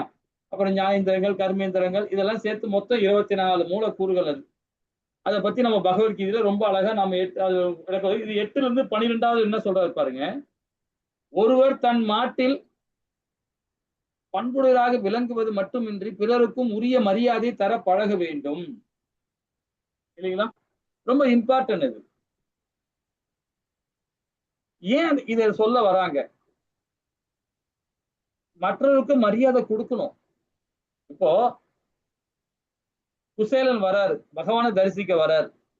குசேலன் ஒரு பிரச்சனை, வேற பகவானுடைய சிநேகிதர், அவர் ஒரு பகவானுடைய கோப்பர். அவர் பகவானை பார்க்க வர்றாரு. அவங்க மனைவி கொஞ்சம் போல அவள் கொடுத்து விடுறாங்க, பார்க்க வர்றாரு. பகவான் கிருஷ்ண பரமாத்மா ரொம்ப ஹாப்பியா வளர்றாரு, நல்லா ஹாப்பியா இருக்காரு, நல்ல ராஜயோகமா இருக்காரு. அப்ப உள்ள வரும்போது ருக்குமணி தாய் கிட்ட சொல்றாரு பகவான், என்னுடைய நண்பன் வந்திருக்கிறான், இதை விட எனக்கு பேரானந்தம் இல்லை அப்படின்னு சொல்லிட்டு நண்பனை பத்தி அப்படி சொல்றாரு பகவான். யாருகிட்ட? ருக்குமணி தாயார்கிட்ட. தாயார் உடனே என்ன பண்றாங்க, சரி வந்திருக்கார், அவர் ஒரு ஊஞ்சல்ல உட்கார வச்சு, உடனே இந்த தாய் என்ன பண்றாங்க, பத்மாவதி என்ன பண்றாங்க, ஓடி போய் தண்ணி கொண்டு வராங்க, பால் கொண்டு வருவாங்க. இதெல்லாம் கொண்டு வந்து அவர் காலாண்ட வச்சு அவருக்கு அவர் நண்பர் என்று கூட பார்க்காம அவர் காலை சுத்தப்படுத்துறாங்க. யாரு? பகவான் சுத்தப்படுத்துறாரு. சுத்தப்படுத்தி அப்ப உட்கார வச்சு அவரை பணிவா விசாரிக்கிறார். விசாரிச்சுட்டு, டேய் நீ என்னை பார்க்க வந்திருக்க இல்லையா, எனக்கு ஏதாவது கொண்டு வந்திருப்ப இல்லையா, விட்றா அப்படின்னு. ஆனா குசேலன் நினைக்கிறான், நம்ம என்னெல்லாம் நினைக்க, அதாவது அவன் மனைவி சொல்லி விட்டாங்க, நம்ம கஷ்டப்படுறோம், ஏதாவது ஒரு ஹெல்ப் பண்ணுங்க கேட்க வந்திருக்கார். ஆனா பகவான் அவருக்கு எல்லாம் தெரிஞ்சவர் இல்லையா பகவான். ரொம்ப அற்புதமா என்ன பண்றாரு, டேய் நீ கொண்டு வந்திருக்கலடா, அதையாவது குடுறா அப்படின்னு சொல்லி, ஏதாவது கொண்டு வந்திருப்பேன், என்ன பார்க்க வரனா கண்டிப்பா கொடுப்பேன். இது ஏன் சொல்ல வரேன்னு பாத்தீங்கன்னா, எல்லா கோவிலும் நம்ம பகவானை தரிசிக்க போவோம். பகவானுக்கு ஏதாவது நம்ம கொண்டு போகணும். கையில சும்மா வெறுங்கையில போகக்கூடாது. ஏதாவது கொண்டு போகணும். நான் நிறைய வாட்டி அது மாதிரி தப்பு பண்ணியிருக்கிறேன். இப்ப தெளிவடைஞ்சிட்டேன். என்னுடைய பிராபத்தை சொல்றேன். இது மாதிரி எல்லா கோவிலுக்கு போனா, பகவானுக்கு தரிசிக்க போனா, ஏதாவது ஒரு கையில ஒரு சின்ன பூவாவது கொண்டு போகணும். அட்லீஸ்ட் துளசி இலையாவது கொண்டு போகணும் பகவானுக்கு. அப்ப குசேலன் போறான். போன உடனே நீ என்ன கொண்டு வரணும், அவளை கொடுக்குறார். அந்த அவளை மென்னு சாப்பிடுறான். பகவான் சாப்பிடுறார். சாப்பிட்டுட்டு ருக்குமணி தாய்கிட்ட அவங்க பாலிய வயசுல நடந்த விஷயங்கள் எல்லாம் சொல்றார். தாய் கிட்ட சொல்றார். ருக்குமணி தாய் கிட்ட அதை பத்தி ரொம்ப ஹாப்பியா அவங்க இது பண்றாங்க. இத குசேலன் வந்த காரியத்தை சொல்லாம அவர் அங்கிருந்து கிளம்பிடுறாரு. ஒரு அழுக்கு தரிசனம் போட்டுக்கிட்டு திருப்பி கிளம்பி போறாரு. வீட்டுல போனா எல்லாமே மாற்றம் ஏற்பட்டிருக்கு. எல்லாமே மாற்றம் ஏற்பட்டு எல்லாமே கம்ப்ளீட்டா அவர் எல்லாமே சேஞ்ச் ஆயிருக்கு. ஆனாலும் குசேலன் சேஞ்ச் ஆகவே இல்லை. மனைவி ஆடம்பரமா இருக்கிறாங்க, பிள்ளைகள் ஆடம்பரமா இருக்கிறாங்க, வீடு எல்லாம் ஆடம்பரமா இருக்கு. ஆனா அவர் மாறவே இல்லை. அவர் குசேலன் மாதிரிதான் இருக்கிறார் இல்லைங்களா? அப்போ ஒருவர் தன் மட்டில் பண்புடைய விளங்குவது மட்டுமின்றி பிறருக்கும் ஒரு மரியாதை தரப்படணும். இப்ப பரமாத்மா எப்படி தன்னுடைய நண்பன் வந்திருக்கான்றது அந்த மரியாதை கொடுக்கிறார். அதே மாதிரி குசேலனுக்கு பணம் வந்த பிறகு கூட குசேலன் தன்னுடைய அந்த உண்மையான ரூபத்தை அவரு என்னைக்குமே அவரு மறைக்கல. நம்ம எப்படி இருக்கணுமோ அப்படிதான் இருக்கணும்னு நினைக்கிறார். இதுதான் பண்பாடு. இதுதான் பாத்தீங்கன்னா உண்மையான பண்புடையராக விளங்குது இல்லைங்களா? இது ஃபர்ஸ்ட். இரண்டாவது பாருங்க, பொருளுக்காகவும் தன்னை பக்திமானாக காட்டிக் கொள்ள கூடவே கூடாது. இப்போ ஒரு கோவில்ல கும்பாபிஷேகம் பண்றாங்க. அப்பா நான் 1 லட்ச ரூபா கொடுத்துக்கிறேன்பா, மைக்ல சொல்லுப்பா அப்படின்னு சொல்லுவாங்க. இது இல்லாம பாத்தீங்கன்னா, நான் நிறைய பணம் கொடுத்துருக்கேன் கோவிலுக்கு அப்படின்னு சொல்லிட்டு ஒரு பேனரை போட்டு ஓட்டுருவாங்க. அதே மாதிரி கோயில்ல கல்வெட்டுல என் பேர் இருக்கணும் அப்படின்னு சொல்லுவாங்க. இதெல்லாம் எதுக்காக? புகழுக்காக. இது எல்லாமே என்ன குணம்? ரசோ குணம் இல்லைங்களா? பொருளுக்காகவும் போடுவோம், தன்னை பக்திமானம் காட்டிக் கொள்ளவே கூடாது. அந்த பொருள் கொடுத்ததான் பக்திமானு கிடையாது. பகவானுக்கு கொடுக்கிற அனநிய பக்தி, கலங்கமற்ற பக்தி தான் உண்மையான பக்தி. பொருள் கொடுத்து பொருளுக்காகவும் சேர்த்துக்கிற பக்தி பக்தியே கிடையாது. மூன்றாவது பாருங்க, தன் மனம் வாக்கு காயத்தில் செயல்களுக்கு ஒருவர் மற்றவர்களுக்கு இடைஞ்சலாக இருக்கவே கூடாது. ஏன் இடைஞ்சலாக இருக்கக்கூடாது பாத்தீங்கன்னா, இப்ப நம்ம வீட்டுல நம்ம பிள்ளை இருக்கலாம். நம்ம வீட்டுல 2 பசங்க இருக்காங்க. அந்த பசங்களுக்கு எப்பா நீ இன்ஜினியரிங் படிச்சு ஆகணும்பா, எப்பா நீ பாத்தீங்கன்னா நீ ஐபிஎஸ் ஆகணும்பா, எப்பா நீ கலெக்டர் ஆகணும்பா அப்படின்னு சொல்லிட்டு யாரையுமே நம்ம வற்புறுத்தவே கூடாது. வற்புறுத்தினாவே நம்ம பிள்ளைய கூட வற்புறுத்த கூடாது. அப்புறம் எப்படி சமுதாயத்துல போய் மத்தவங்களை போய் நீ இப்படியா இருக்கணும் அப்படின்னு சொல்றது? சொல்லக்கூடாது. ஆனா அந்த பிள்ளைகளுக்கு நாம என்ன செய்யணும்? ஞானத்தை கொடுக்கணும். என்ன மாதிரி ஞானம் கொடுக்கணும்? கல்வி ஞானம். அதாவது பௌதிக ஞானம் கொடுக்கலாம், அதே மாதிரி ஆன்மீக ஞானத்தையும் கொடுக்கணும். 2மே கொடுக்கணும் அவங்களுக்கு. 2மே கொடுத்து ஆன்மீக ஞானத்தை முழுமையா கொடுத்தாவே போதும். பௌதிக ஞானம் ஆட்டோமேட்டிக்கா செயல்பாடு வந்துடும். அப்போ அவங்க மேன்மை அடைவாங்க. அப்போ அந்த குழந்தை என்ன செய்யணும்ன்றது அது தீர்மானிக்கும். அதை விட்டுட்டு நீ கலெக்டர் தான் படிக்கணும், நீ அட்வொகேட் தான் படிக்கணும் அப்படின்னு அந்த பிள்ளையை தூண்டும் போது பாத்தீங்கன்னா அதுதான் பாவமான செயல். அது தர்மமே இல்லை, அது அதர்மம். ஏன்னா அந்த குழந்தை நமக்கு மகனாக பிறந்திருக்குதுன்னா, இது கருட புராணத்துல சொல்லப்பட்டிருக்காங்க. என்ன சொல்லப்பட்டிருக்காங்க பாத்தீங்கன்னா, அந்த குழந்தை போன ஜென்மத்துல ஒரு நன்மையோ பாவமோ ஏதோ ஒரு பண்ணிருக்கு, அதனால்தான் நமக்கு மகனாக பிறந்திருக்கு. இப்ப நம்மளுடைய மூதாதையர் இருப்பாங்க, தாத்தாவா இருப்பாரு, நம்முடைய பெரியப்பாவா இருப்பாரு, இல்ல முப்பாட்டனா இருப்பாரு. யாரோ ஒரு ஆத்மா நமக்கு மகனாக பிறக்கிறதுக்கு 100% சான்சஸ் இருக்கு. இது கருட புராணத்திலே சொல்லப்பட்டிருக்காங்க இல்லைங்களா? அப்போ வேதம் படிச்சு அந்த வேத ஞானத்தோட அவங்க செயல்படுறவங்க அப்படி இருப்பாங்கன்னா, நம்ம குழந்தைய கூட பாத்தீங்கன்னா பகவான நினைப்பாங்க, பகவானை தான் பார்ப்பாங்க. ஏன்னா இவங்க மூதாதையர்கள், நம்மளுடைய மூதாதையர்கள் நமக்கு மகனாக பிறந்திருக்கிறாங்க. அந்த ஸ்தானத்துல பார்ப்பாங்க. அப்போ அந்த ஸ்தானத்துல இருக்கிறவங்க ஆட்டோமேட்டிக்கா அந்த என்ன சொல்றது சூட்சம உடல், சூதல உடல் இல்ல, சூட்சம உடல். அப்போ அது மூதாதையர் இருந்தவங்க, நம்ம பாட்டனார் இருந்தவங்க, நம்ம தந்தையா இருந்தவங்க, தாயா இருந்தவங்க நமக்கு மகனாக பிறந்திருக்காங்கன்னா, அப்போ அவங்க ஒரு புத்திமான் தான் அவங்க. அந்த ஸ்தானம் யாருக்கு தெரியும் தெரியுங்களா? ஆன்மீகவாதிகள் தெரியும். கர்ம யோகிக்கு தெரியும். பற்றற்ற தன்மையா செயல்படுறவங்க தெரியும். கருமிக்கு தெரியாது. அப்பதான் அந்த கருமிகள் என்ன பண்ண குழந்தைய சித்திரவதை பண்ணுவான். அந்த குழந்தைய படிக்க இதெல்லாம் படிச்சே ஆகணும்னு சித்திரவதை பண்ணுவான். ஆனா இன்னைக்குள்ள நாகரிகமான காலத்துல சொல்லுவாங்க. யார் யாரையும் தொல்லை கொடுக்காதீங்க. அந்த குழந்தைகளே படிக்கணும்னு. ஆனா இது வேதங்கள்ல கோடான கோடி வருஷத்துக்கு முன்னாடியே சொல்லிட்டாங்க. வேதங்கள்ல கொடுக்கப்பட்டிருக்காங்க. அவங்க யாரு? நம்மளுடைய மூதாதையர்கள் அவங்க. மூதாதையர் நமக்கு மகனாக பிறந்திருக்கிறாங்க. மகளாக இருக்கிறாங்க, மகனாக இருக்கிறாங்க. ஆனா இப்போ ஒரு வழிமுறை இருக்கு பாத்தீங்களா? நம்ம குடும்பங்கள்ல, நம்ம சமுதாயத்துல. இன்னைக்கு நம்ம குடும்பத்துல யாராவது வெளியே போறாங்கன்னு வச்சுங்களேன், அந்த வீட்டு பேர புள்ளைய உட்கார வச்சு, அந்த குழந்தைக்கு அலங்காரம் பண்ணி, அந்த குழந்தைக்கு கையில பூ குடுத்து, அவங்க கால்ல விழுந்து ஆசீர்வாதம் வாங்கிட்டு போவாங்க. இன்னைக்கும் பெரியவங்க ஃபாலோ பண்றாங்க கிராமங்கள்ல. நம்ம சமுதாயத்துல உண்டு. நம்ம பிள்ளைகள் கால்ல விழுந்து, என் மேல மலர போடுமான்னு சொல்லிட்டு, அரிசி மலரும் போடு சொல்லிட்டு வாங்கிட்டு போய் வெளியே போவாங்க. போனா ஜெயம். ஏன்னா அவங்க யார் தெரியுங்களா? மகளும் பேரன்களும் நம்மளுடைய மூதாதையர்கள் அவங்கலாம். நமக்கு மகனாகவோ மகளாகவோ பிறந்திருக்காங்க. அப்படிப்பட்டவங்களை போய் நம்ம எப்படி செய்ய முடியும் இல்லைங்களா? இது நம்மளோட கலாச்சாரம். அப்போ மனம், வாக்கு, காயத்தின் செயல்கள் ஒருவரையும் நாம மற்றவர்களுக்கு இடைஞ்சலை கொடுக்க கூடாது. அவங்க வாழ்க்கையை வாழணும்னு இருக்கணும். அப்ப சமுதாயத்துல எப்படி இருக்கணும் பாருங்க. சமுதாயத்துல எல்லா ஆத்மாக்களும் சரி, எல்லா ஜீவராசிகளும் சரி, பகவானுடைய அம்சம் பார்க்கணும். அதான் உண்மை. பார்க்கணும் இல்ல, அதான் உண்மை. ஏன்னா எல்லாருக்குள்ளயும் பரமாத்மா இருக்கிறா இல்லையா? உள்ள இருக்கிற ஆத்மா யாரு? பகவானுடைய அம்சம் அது. நமக்குள்ள இருக்க ஆத்மா யார்? உயிர் எது? பகவானுடையது அது. இந்த உடலும் பகவானுடையது தான். இது அழியக்கூடிய உடல். ஆத்மா அழிவில்லாதது, நித்தியமானது. அப்ப எல்லாரையும் நான் எப்படி பார்க்கணும்? பகவானா பார்க்கணும். அப்ப பகவானா பார்க்கும்போது யாருக்காவது நம்ம தொல்லை கொடுப்போமா? கொடுக்கவே மாட்டோம். இல்லைங்களா? பொருளாகவும் பொருளாகவும் தன்னை நம்ம உயர்த்திப்போமா? செய்யவே மாட்டோம். பக்திக்காக கூட செய்ய மாட்டோம். இது 3 இல்லைங்களா? 4வது பாருங்க. ரொம்ப அற்புதமா இருக்கு. பிறரால் இன்னல்கள் ஏற்பட்டாலும் பொறுத்து கொள்ள பழக வேண்டும். இது பாத்தீங்கன்னா ஸ்ரீமத் பகவத்கீதையில 16வது அத்தியாயத்துல சகிப்புத்தன்மைன்னு ஒண்ணு கொடுக்கிறார். தெய்வீகமான குணங்கள் 26 குணங்கள்ல இது ஒரு குணம். சகிப்புத்தன்மை இருக்கணும். எதுவுமே தப்பு நடந்துச்சு. இனி வரக்கூடாதுன்னா அதை அனுசரிச்சு சரி நடந்து போச்சு. இனி அதை நாம பொறுத்துக்கு தான் போகணும் அப்படின்னு சகிச்சுட்டு போயிடணும். அதை விட்டுட்டு இப்படி நடந்துச்சே, இப்படி பண்ணிட்டியே, இப்படி பண்ணலாமா, அப்படி பண்ணலாமா அப்படின்னா இன்னும் மேலும் மேல பிரச்சனை போயின்னு இருக்கும் இல்லைங்களா? அப்போ யாருக்குமே நம்ம இடைஞ்சல் கொடுக்க கூடாது. அப்படி இடைஞ்சல் வந்தாலும் அதை பொறுத்துட்டு நம்ம போயிடணும். அதை நம்ம பழகணும், பழக வேண்டும் இல்லைங்களா? இதுல ஏன்னா ஒரு சொல்லுவாங்க, ஏன்பா சும்மா சும்மா என்ன தொல்லை கொடுத்துக்கிட்டே இருக்கிறாரு, தொல்லை கொடுத்துட்டே இருக்காருங்க, நாங்க எப்படி பொறுத்துட்டு போயிடணும்? ஒரு வாட்டி பண்ணலாம், 2 வாட்டி பண்ணலாம், 3 வாட்டி பண்ணலாம். தொடர்ந்து வாழ்க்கை ஃபுல்லா தொல்லை கொடுத்துறாங்கன்னா விட்டு விலகி போயிடு, விட்டு விலகுன்றார். தவறே இல்லைன்றார். சீல பிரபுபாதாக்கு நடந்த சம்பவம் இது. நம்ம ஆச்சாரிய சீல பிரபுபாதா, அவருக்கு திருமணம் ஆகி குழந்தைகள் இருக்காங்க.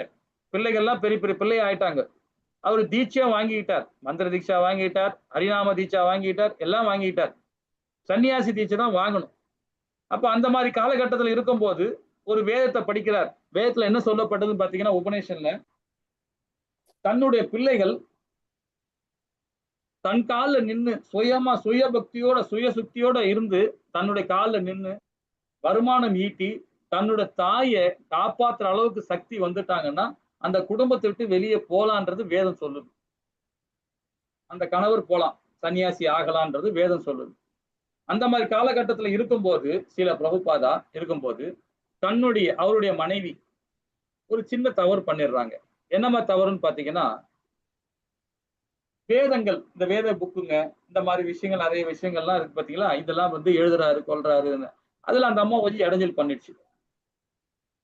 இடைஞ்சல் பண்ண உடனே அதே மாதிரி தன்னோட பிள்ளைகளும் ஒரு மெடிக்கல் ரிப்பா இருந்தார் அவரு.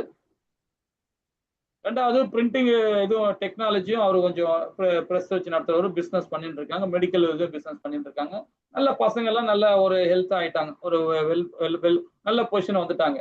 பார்த்தாரு, சரி மனைவி அவன் அறியாமல் செஞ்சுட்டாங்க, பிள்ளைகளும் நல்ல ஸ்தானத்துல வந்துட்டாங்க. அவர் தீட்சா வாங்கிட்டு வெளியே, அதாவது சன்னியாசியத்தை வாங்கிட்டு வெளியே வந்துட்டார். தவறே இல்லை, வேதங்களை சொல்லப்பட்டு தவறே இல்லை.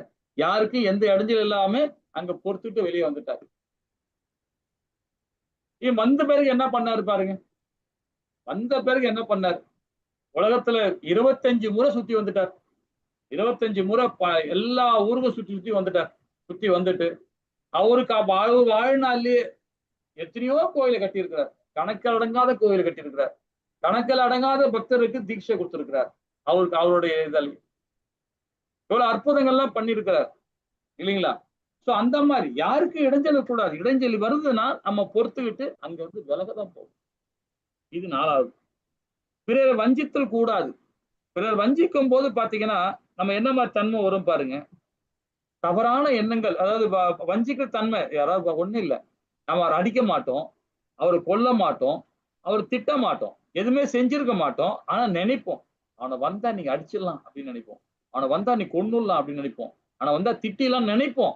ஆனா பாத்தீங்கன்னா அந்த நினைக்கும் போதே நமக்கு ஆட்டோமேட்டிக்கா அந்த மாயை வந்துருவா. இது நம்ம ஸ்ரீமத் பகவத்கீதையில படிச்சிருக்கோம் இல்லைங்களா? இது 14 அத்தியாயத்துல படிக்கிறோம்.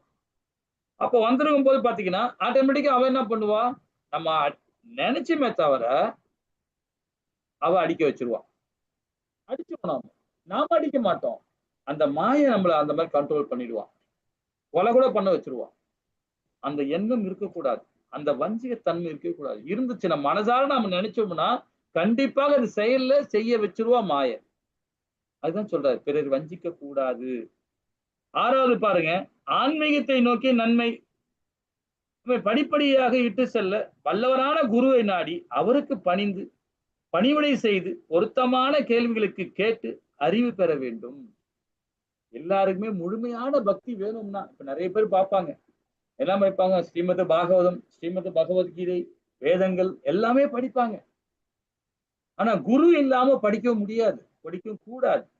அதே மாதிரி பகவானுக்கு பக்தி கொடுக்கணும்னா குரு இல்லாம பக்தியும் பூர்ணம் ஆகாது. இது வேதம் சொல்லுது, இதுதான் இந்த உபநேசம் சொல்றாங்க. ஒரு குரு இல்லாம நம்ம பக்தி கொடுத்தோம்னா அது பூர்ணம் அடையாது. அப்ப குரு கிட்ட நம்ம அடிபணிஞ்சு தீட்சை வாங்கிக்கிட்டு அதை பக்தி கொடுத்தோம்னா அந்த பக்தியை பகவான் முழுமையை ஏத்துக்கிறான்னு எல்லா வேதங்களும் சொல்லுது. முடிஞ்ச அளவுக்கு நம்ம தீட்சை வாங்கிக்கிறோம். தீட்சை வாங்கிக்கிட்டோம்னா அந்த குரு என்ன பண்றார், நமக்கும் பகவானுக்கும் ஒரு கனெக்டிங் கொடுக்கிறார். ஒரு போஸ்ட்மேன் மாதிரி நம்ம செயல்படுறார் ஒரு குரு. அதுதான் பகவானும் ஏத்துக்கிறார். அதனாலதான் பகவான் அவதாரம் கொடுக்கும் போல குரு இல்லாம ஒரு லீலையே இருக்காது. எந்த லீலையுமே குரு இல்லாம லீலையே இருக்காது. பகவானுக்கு குரு இருக்கணும், அவங்க மூலியமா தான் ஞானத்தை பகிரணும். அந்த ஞானத்தை உணர்ந்து பண்ணாதான் பகவான் அந்த பக்தி ஏத்துக்கிறான்றது எல்லா வேதங்களும் சொல்லுது. அதுதான் இந்த உபநேசம் சொல்லுது நமக்கு. அதே மாதிரி 7வது, ஆத்ம ஞானம் பெறுவதற்கான நிலையை அடையும் பொருட்டு வேத நூல்களில் பரிந்துரைக்கப்பட்டுள்ள நன்னடக்க நியமங்களை கடைபிடிக்க வேண்டும். சாஸ்திர சம்பிரதாயத்துல ஃபாலோ பண்ணும். அது என்னது, 12வது அத்தியாயத்துல ரொம்ப அழகா சொல்றார், 9வது பதத்துல சொல்றார் இல்லைங்களா? 8வது பதம் என்ன சொல்லுது, அனனிய பக்தியை, கலங்கமற்ற பக்தியை கொடுறான்னு பகவான் சொல்றார். சரிடா, அந்த பக்தியை உன்னால கொடுக்க முடியலையா, சாதனா பக்தியாவது கொடுறான்னு 9வது பதத்துல சொல்றாரு பகவான். அற்புதமா சொல்றாரு 9வது பதத்துல. அந்த பக்தி கொடுக்க முடியலன்னா பரவாயில்ல, சாதனா பக்தியை கொடுன்றார். இதுதான் ஒழுக்க நெறிமுறைகள் இல்லைங்களா? ஒழுக்க நெறிமுறைனா ஆத்ம ஞான பிறகு நிலையா அடையும் பொருட்டு வேத நூலை பரிந்து கொள்ள தன்னடக்கம் உள்ள நியமங்களை கடைபிடிக்க வேண்டும். தன்னடக்கம் உள்ள வேதங்கள் மூலியமாக சொல்லப்பட்ட அந்த சாராம்சத்தை நம்ம பழகிக்கணும். காலையில எழுந்துக்கணும், 7 மணி எழுந்துக்கிட்டு ஒரு 3 மணிக்கெல்லாம் எழுந்துக்கிட்டு நம்மளை சுத்தப்படுத்திக்கிட்டு பகவானு இருப்பிடத்தை சுத்தப்படுத்திட்டு அவருக்கு 4:30 மணிக்கு மங்களார்த்தி பண்ணணும். பிரம்ம முகூர்த்தத்துல பகவானுக்கு நம்ம வந்து மங்களார்த்தி பண்ணணும். அப்புறம் ஹரிநாமத்தை நம்ம சொல்லணும் இல்லைங்களா? இது வந்து சாதனா பக்தியில ஒழுக்க நெறிமுறை. இது வேத சட்டம், சாஸ்திரம் சொல்லுது, நாம அந்த நியமங்களை ஃபாலோ பண்ணணும் இல்லைங்களா? 8வது பாருங்க, வெளிப்படுத்தப்பட்டுள்ளன வேத நூல்களில் கண்டுள்ள கொள்கைகளை உறுதியாக பற்றி நிற்றல் வேண்டும் சொல்லப்படும். நம்ம அந்த வேத சட்டங்கள் என்ன சொல்லப்பட்டதோ அதுல நாம அது முழுமுழுச்சாக நாம ஆத்ம நிவேதனம் பட்டு சங்கல்படுத்தி நம்ம செயல்படணும். அது நிலையாக நிற்கணும். நம்ம அதுல இருந்து கொஞ்சம் கூட நம்ம வெளியே விடாது. ஆத்ம ஞானம் பெருக்கணும் தடை இருக்கும் பழக்க வழக்கங்களை அறவே விளக்க வேண்டும். ஆத்ம ஞானம்ன்றது என்னது? நான் உடல் அல்ல, நான் ஆத்மா, நான் பகவானுடைய சக்தி, பகவானுடைய அம்சம், பகவானுடைய நிழல். அந்த எண்ணத்துல இருந்துட்டு நாம செயல்படணும். அதுக்கு ஏதாவது ஒரு இடைஞ்சல் வருது, மனைவி மூலமாகவோ, கணவன் மனைவியாகவோ, பிள்ளைகள் மூலியமாகவோ, சமுதாயம் மூலமாகவோ, ஏதோ மூலியமா வந்தாலும் சரி, அங்க விலகி இருக்கிறது தப்பே இல்லை. இது வேதம் சொல்லுது. அப்போ ஆத்ம ஞான பெருமான தடை இருக்கும் பழக்க வழக்கங்களை அறவே விளக்க வேண்டும் சொல்ல வேண்டும். அந்த பழக்க வழக்கங்கள் நம்ம ஈடுபடவே கூடாது, அங்கிருந்து விலகணும். அப்போ உடலை காப்பதற்காக தேவையானதை விட அதிகமாக எதையும் ஏற்றுக்கொள்ள கூடாது. இது இம்பார்ட்டன்ட். அதிகமாக தூங்கக்கூடாது. அழகா சொல்றாரு பகவான் 9வது அத்தியாயத்துல ராஜ வித்யா ராஜ குவியவத்து சொல்றாரு. அதிகமாக தூங்கக்கூடாது. 7வது பாத்திரையும் சொல்றாரு, 7வது அத்தியாயத்திலையும் சொல்றாரு, 6வதுல அஸ்தாங்க யோகத்திலையும் சொல்றாரு பகவான்.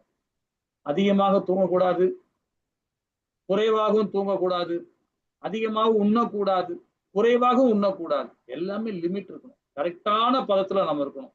அப்ப உடலை காப்பதற்கு தேவையான இதை விட அதிகமாக எதுவும் ஏற்றுக்கொள்ளக்கூடாது. இது பகவத்கீதையில பகவான் ரொம்ப அழகா சொல்லியிருக்கிறார். மட்டமான ஜட உடலுக்கு தன்னை, அதாவது ஜட உடலுக்கு தன்னை இணங்காமலும் தன் உடலோடு சம்பந்தப்பட்டவர்களை தனது என்று கருதாமல் இருத்தல் வேண்டும். ரொம்ப இம்பார்ட்டன்ட் இடம் 11. அதாவது மட்டமான ஜட உலக தன்மை இணங்கும் சரி, தன் உடலோடு சம்பந்தப்பட்டவங்களை தனது என்று கருதாமல் இருக்க வேண்டும். இப்ப நான் சொன்ன பாத்தீங்களா, மகன் மகன் தான், எனக்கு இந்த பிறவில மகனாக பிறந்திருக்கிறான், அவ்வளவுதான். அதோட ஸ்டாப் பண்ணிக்கணும். ஆனா அவனுக்கு செய்ய வேண்டிய கடமையை நாம செய்யணும் இல்லைங்களா? பற்றற்ற தன்மையா இருக்கணும். மனைவி கிட்ட பற்றற்ற தன்மையா இருக்கணும், கணவனுங்களோட பற்றற்ற தன்மையா இருக்கும். அப்பதான் நம்ம இப்ப இந்த காலத்துல பாத்தீங்கன்னா மனைவி கிட்ட ரொம்ப ஊழல் இருப்பாங்க, ரொம்ப அதிகமா பேசுவாங்க, ரொம்ப இதுவா இருப்பாங்க. அது என்னைக்குமே என்ன, உடல் சார்ந்த சம்பந்தம், மனது சார்ந்த சம்பந்தம், புத்தி சார்ந்த சம்பந்தப்பட்டு செயல்படுவாங்க. அப்ப என்ன ஆகும் பாத்தீங்கன்னா, ஃபேமிலியில பிரச்சனைகள் வந்துகிட்டே இருக்கும். அது ஆனா இப்ப சொன்னா அது சில பேர் ஏத்துக்க மாட்டாங்க. ஆனா ஒரு டிஸ்டன்ஸ் மெயின்டைன் பண்ணணும். எப்படி டிஸ்டன்ஸ்னா, அவங்க மனைவிதான், நம்ம கடமையை செய்யணும். சாஸ்திர சம்பிரதாயம் சொல்ற அந்த கடமையை நம்ம செஞ்சே ஆகணும். ஆனா பற்றற்ற இருன்றார். அவங்களுக்கும் வாழ்வதற்கு, பூமியில வாழ்வதற்கு அவங்களுக்கும் சுதந்திரம் இருக்கு. மனைவிக்கோ கணவனுக்கோ பிள்ளைகளுக்கோ எல்லாருக்கும் சுதந்திரம் இருக்கு. அவங்கவுங்க வாழ்க்கையை வாழ வைக்கணும். உடல் சார்ந்த, மனது சார்ந்த, புத்தி சார்ந்த செயலுக்கும் அவங்களுக்கு சுதந்திரம் கொடுக்கணும். இல்ல நான் கணவன், நான் சொல்படிதான் நீ செய்யணும், நான் சொல்படிதான் நடக்கணும் அப்படின்னு சொல்றது அபத்தம். அப்ப அந்த பற்றற்ற தன்மையா இருக்கும் போது பாத்தீங்கன்னா, அந்த சுதந்திரம் கொடுக்க ஆரம்பிச்சீங்கன்னா அவங்க நம்ம மேல ஒரு பிரேமம் வளரும். மோகமில்லாத ஒரு அன்பு இருக்கும். மோகமில்லாத அன்பு தான் ரொம்ப பிரேமம். அதுதான் ரொம்ப இம்பார்ட்டன்ட். மோகமில்லாத அன்பு கொடுக்கணும். அன்புனா என்னது? மோகம் இருக்கக்கூடாது. மோகம் இருந்ததுன்னா காமம் வந்துடும் இல்லைங்களா? அந்த இருக்கணும். அதுதான் பற்றற்ற தன்மையா செயல்படும் போதுதான் அந்த இது கடை வரும். பற்றோடு இருக்கும் போது பாத்தீங்கன்னா மோகம் தான் இருக்கும். அது யாருக்கிட்டையும் சரி. அப்ப உடல் சார்ந்த செயல்ல இருக்கும் போது பற்றற்ற தன்மையா இருக்கும். அப்போ விலகி இருக்க பழகிக்கணும். அதான் பற்றற்ற தன்மையா இருக்கும். 12 பாருங்க. ஜட உடலை பெற்றிருக்கும் வரை மறுபிறவி, முதுமை, பிணி, மாய ஆகிய துன்பங்களை எதிர்நோக்க வேண்டி வரும் என்பது எப்பொழுதும் நினைவு கொள்ள வேண்டும். இப்ப ஆத்ம ஞானம் அதானே சொல்லுது. 2வது அத்தியாயத்துல பகவத்கீதையில அதான் சொல்றார். 10வது பாதத்துல இருந்து 30வது பாதம் வரைக்கும் அதான் சொல்றார். ஆத்ம தத்துவத்தை பற்றி தான் விளக்குறார். ரொம்ப அற்புதமா விளக்குறார் இல்லைங்களா? மறுபிறவி உண்டு நமக்கு. முதுமை கண்டிப்பா வரும், எல்லாருக்கும் உண்டு. அதே மாதிரி நமக்கு நோய்கள் வரதான் செய்யும். பீனினா நோய். இது மாய ஆகிய துன்பங்களை எது நோக்கி வேண்டி வரும். அதை நாம பொறுத்துக்கிட்டு சகிச்சுக்கிட்டு இந்த வாழ்க்கையை வாழும். எப்படி வாழணும்? பகவானுக்கு பக்தி கொடுத்து வாழும். 13 பாருங்க. ஆன்மீக வளர்ச்சிக்கு அவசியமான வாழ்வை தேவைக்கு அதிகமான பட்டுதல் கூடாது. இதுதான் இம்பார்ட்டன்ட். ஸ்ரீல பிரபுபாதா பத்தி கதையை சொன்னேன். நம்ம வாழ்க்கையில் நிறைய நடக்கும். ஆன்மீக வளர்ச்சிக்கு அவசியமான வாழ்வு தேவைக்கு அதிகமாக பற்றுதல் உண்டாகும். எப்பவுமே பாத்தீங்கன்னா, எதுக்காக பகவான் வேதங்கள்ல வர்ணாசி தர்மத்தை உருவாக்குறார். ஏன் உருவாக்குறார்? ஒரு பிராமணன், ஒரு சத்திரியன், சூத்திரன், வைசியன், இவங்க 5 பேருக்குமே 4 பேருக்குமே ஒரு கடமையை கொடுக்கிறார். 4 பேருக்குமே கட்டுப்பாடு கொடுக்கிறார். கட்டுப்பாடு சொல்லும் போது என்ன கொடுக்கிறார்? 25 வயசு வரைக்கும் பிரம்மச்சாரி, 25 இருந்து 50 வரைக்கும் கிரகஸ்தன், 51 இருந்து 75 வரைக்கும் வனப்பிரஸ்தம், 76 இருந்து இறக்கும் தருவாய் வரைக்கும் அவன் சன்னியாசி. இது கட்டுப்பாடு. இது பிராமண கட்டுப்பாடு. சத்திரனு கட்டுப்பாடு 3, வைஷ்ணு கட்டுப்பாடு 3, சூத்திரனு கட்டுப்பாடு 1. அவன் ஒரு கிரகஸ்தனா இருக்கலாம். இது மாதிரி கட்டுப்பாடு கொடுக்குறாங்க. அப்போ 50 வயசுக்கு அப்புறமா நாம எப்படிப்பட்ட வாழ்க்கை வாழணும்? வனப்பிரஸ்த வாழ்க்கை வாழணும். அப்ப குடும்பத்துல இருந்தாலும், குடும்பத்தோட, மனைவியோட, குடும்பத்தோட வாழ்ந்தாலும் 50 வயசுக்கு அப்புறம் தாம்பத்திய வாழ்க்கை இல்லாம வாழறதும் தான் வனப்பிரஸ்த வாழ்க்கை. ஹாப்பினஸ், சுகமா இருக்கும். அது 50 வயசுக்கு அப்புறமா தான் நாம அந்த வாழ்க்கை வாழணும். அதுதான் அதி உத்தம நிலைன்றது வேதம் சொல்லுது.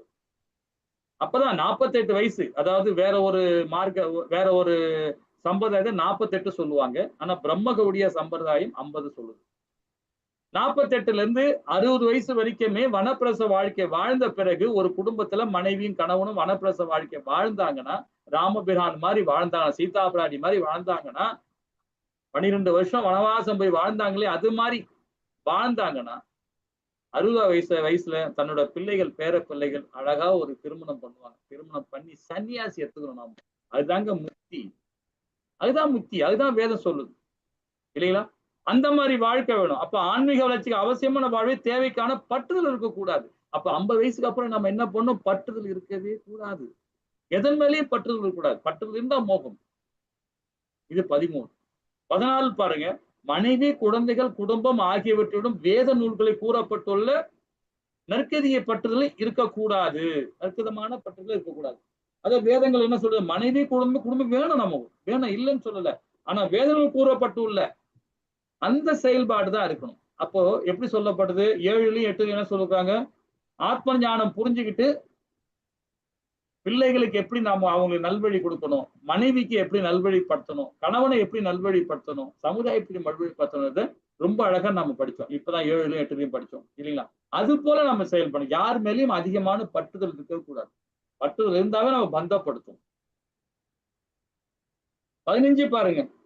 மனம் உருவாக்கும் விருப்பு வெறுப்பு காரணமாக ஏற்படும் இன்ப துன்பங்களை இடைகளாகுது. அதாவது பாத்தீங்கன்னா, மனம் சார்ந்த செயல்பாடு இருக்கும் போது கண்டிப்பாக சாந்தி கிடைக்கும். மனது சார்ந்த செயல்பாடு இருக்கும்போது. ஆனா அதே சாந்தி அடுத்த செகண்ட் நமக்கு துன்பத்தை கொடுக்கும் இல்லைங்களா? மனது சார்ந்த செயலை பண்ணும்போது சாந்தி கிடைக்கும். அதே அடுத்த செகண்ட் துன்பத்தை கொடுக்கும். அதே உடல் சார்ந்த செயலில் நமக்கு இன்பம் கிடைக்கும். ஆனா அடுத்த செகண்ட் நம்ம துன்பத்தை கொடுக்கும். ஆனா அதே ஆத்ம ரூபத்துல நம்ம செய்யற செயல் சச்சித்தானந்தமா இருக்கும். அது விழிச்சே கிடைக்காது. அதுதான் ரொம்ப அழகா சொல்றாங்க. மனம் உருவாக்கும் விருப்ப வெறுப்பு காரணமாக இன்ப துன்பங்களுக்கு இடையிலாகும். மனதால செய்யறதும், உடலால செய்யறதும், புத்தியால செய்யறதும் அது பௌதீகம். அது அழியக்கூடிய உடல், அழியக்கூடிய செயலால செய்யற செயல் எதுவுமே நம்மள பந்தப்படுத்தும். இல்ல, அது துன்பத்தை தான் கொடுக்கும். ஓகேங்களா? 16 பாருங்க. புருஷோத்தரமான இறைவனாக பகவான் கிருஷ்ணர் தூய்மையான பக்தனாக முழு கவனத்தோடு அவருக்கு தொண்டு செய்ய வேண்டும். பகவானுக்கு தொண்டு செய்ய வேண்டும். 17 ஆன்மீக வளர்ச்சிக்கு உகந்த அமைதியான இருப்பிடத்தை நாட்டம் கொண்டு பக்தர்கள் அல்லாதவர்கள் கூட நெருக்கடி மிகுந்த இடங்களை தவிர்க்க வேண்டும் சொல்றாரு. இது என்னது? 75 வயசு வரைக்கும் சன்னியாசி எடுத்துக்கிறோம் இல்லையா? 75 வயசு வரைக்கும் அப்படிதான் வாழணும். நாடி நரம்பு எல்லாம் தளர்ந்து போயிருக்கும். அப்ப நம்ம சொந்த பந்தம்லாம் நமக்கு தேவை இல்லைன்னு நினைப்போம். ஏன்னா அப்ப நம்ம உடலால இப்ப 75 வயசு ஆயிடுச்சுப்பா, நாடி நரம்பெல்லாம் போச்சுப்பா, கை கால் விழுந்து போச்சுப்பா, இப்ப என் சொந்த பந்தம் இல்லாம எப்படிப்பா வாழுதுன்னு வச்சுன்னா அப்ப பகவான் மேல நம்பிக்கை இல்ல. அப்ப சாஸ்திரம் நீங்க ஃபாலோ பண்ணல. சாஸ்திரம் ஃபாலோ பண்றவன், பகவான் மேல நம்பிக்கை வச்சிருக்கவன் உடல் சார்ந்து செயல்பட மாட்டான். ஆத்மஸ்தானத்துல தான் செயல்படுவான். அப்ப ஆத்மா ஒரு வைராக்கியம் இருக்கும். பகவானுக்கு நித்திய சேவகன். உடல் சார்ந்து, உடல் அழியக்கூடிய உடல், அது எப்பவுமே அப்படிதான். அது அப்படிதான் நோய் வரும், துன்பம் இருக்கும், சுகமில்லாதான் போகும். அது நோய், அது உடல். ஆனா ஆத்மாவுக்கு நோய் இல்லையே. அந்த வைராக்கியம் இருக்கணும். நம்ம படுத்துக்கிட்டே இருப்போம். உடல் தான் மெலிஞ்சு போச்சு, உடல் தான் நமக்கு நோய் வந்துருச்சு, படுத்துட்டே இருந்தாலும் சரி, ஹரே கிருஷ்ணா கிருஷ்ணா கிருஷ்ணா ஹரே ஹரே, ஹரே ராம ராம ராம். உள்ள இருக்கிற ஆத்மாக்கு நினைச்சாவே போதும், பகவானை பத்தி பக்தி கொடுத்தாவே போதும், நினைச்சாவே போதும், முக்தி தான் நமக்கு. ஆனா உடல் சார்ந்து இருக்கும்போது, ஐயோ என் கால் வரலையே, ஐயோ என் கை வரலையே, எனக்கு புத்தி செயல்படலையே, எனக்கு அப்படி பார்த்துச்சே இப்படி பண்ண. நீங்க கோமா ஸ்டேஜ்ல இருந்தா கூட நினைவாற்றல் இருக்கும். பேச முடியாது, கண்ணை அசைக்க முடியாது, இதை பார்க்க முடியாது, அதை அப்படியே கோமா ஸ்டேஜ்ல படுத்திருப்பீங்க. ஆனா புத்தி வேலை செஞ்சுட்டு தான் இருக்கும். அந்த புத்தி வெளிப்படுத்த முடியாதான் கோமா ஸ்டேஜ், இல்லைங்களா? நீங்க டாக்டர் படிச்சீங்க, எல்லாருக்கும் தெரியும். ஆனா அந்த நினைவாற்றல் இருக்கும். அந்த நாட்டுல நினைச்சாவே போதும் உங்களுக்கு, முக்தி தான். அதுதான் குலசேகர ஆழ்வார் ரொம்ப அழகா சொல்ற, இல்லைங்களா? சரி, 18 என்ன சொல்றாங்க பாருங்க. விஞ்ஞானியாகவோ தத்துவ ஞானியாகவோ ஆகி ஆன்மீக ஞானம் நித்தியமானது ஜட வாழ்வில் பட்டற்ற அறிவு உடல் மன அதாவது மறைவதோடு முடிந்துவிடும். உணர்ந்து ஆத்ம ஞானம் பற்றிய ஆராய்ச்சி நடத்த வேண்டும். ஆத்ம ஞானத்தை நம்ம புரிஞ்சுக்கிட்டோம்னா 2வது அத்தியாயத்துல பகவான் 10ல இருந்து 30வது பதம் வரைக்கும் ரொம்ப அற்புதமா நம்ம கொடுத்துடுறாரு. அதை உள்வாங்கிட்டு நம்ம செயல்பாட ஆரம்பிச்சோம்னு வச்சுங்களா, நாம தாங்க கர்மயோகம். இந்த வாழ்நாள்ல முக்தி கிடைக்குங்க, வாழ்நாள்ல முக்தி கிடைக்கும், இல்லைங்களா? சரி, அற்புதமா நாமும் 69வது பக்கத்து வரைக்கும் முடிச்சிருக்கிறோம் இந்த 18ஓட. இதோட சாராம்சம் நம்ம அடுத்த வாரம் இன்னும் விரிவா படிக்கலாம். ஹரே கிருஷ்ணா. இப்பயே மணி ஆயிடுச்சு, பார்ப்போம், அடுத்த வாரம் பார்க்கலாம். வாஞ்ச கல்பத்தராய கிருபசிந்தேவ சபதான பாவனீய வைஷ்ணவ நமோ நமः. ஜெய் ஸ்ரீ கிருஷ்ணா சைத்தன்ய பிரபு நித்யானந்த ஸ்ரீ அத்வைத கதாதார சீவாசாதி கௌர பக்த விருந்துக்கு ஜெய். ஹரே கிருஷ்ணா கிருஷ்ண கிருஷ்ண ஹரி ஹரி, ஹரி ராம ராம ராம ஹரி ஹரி. ஓம்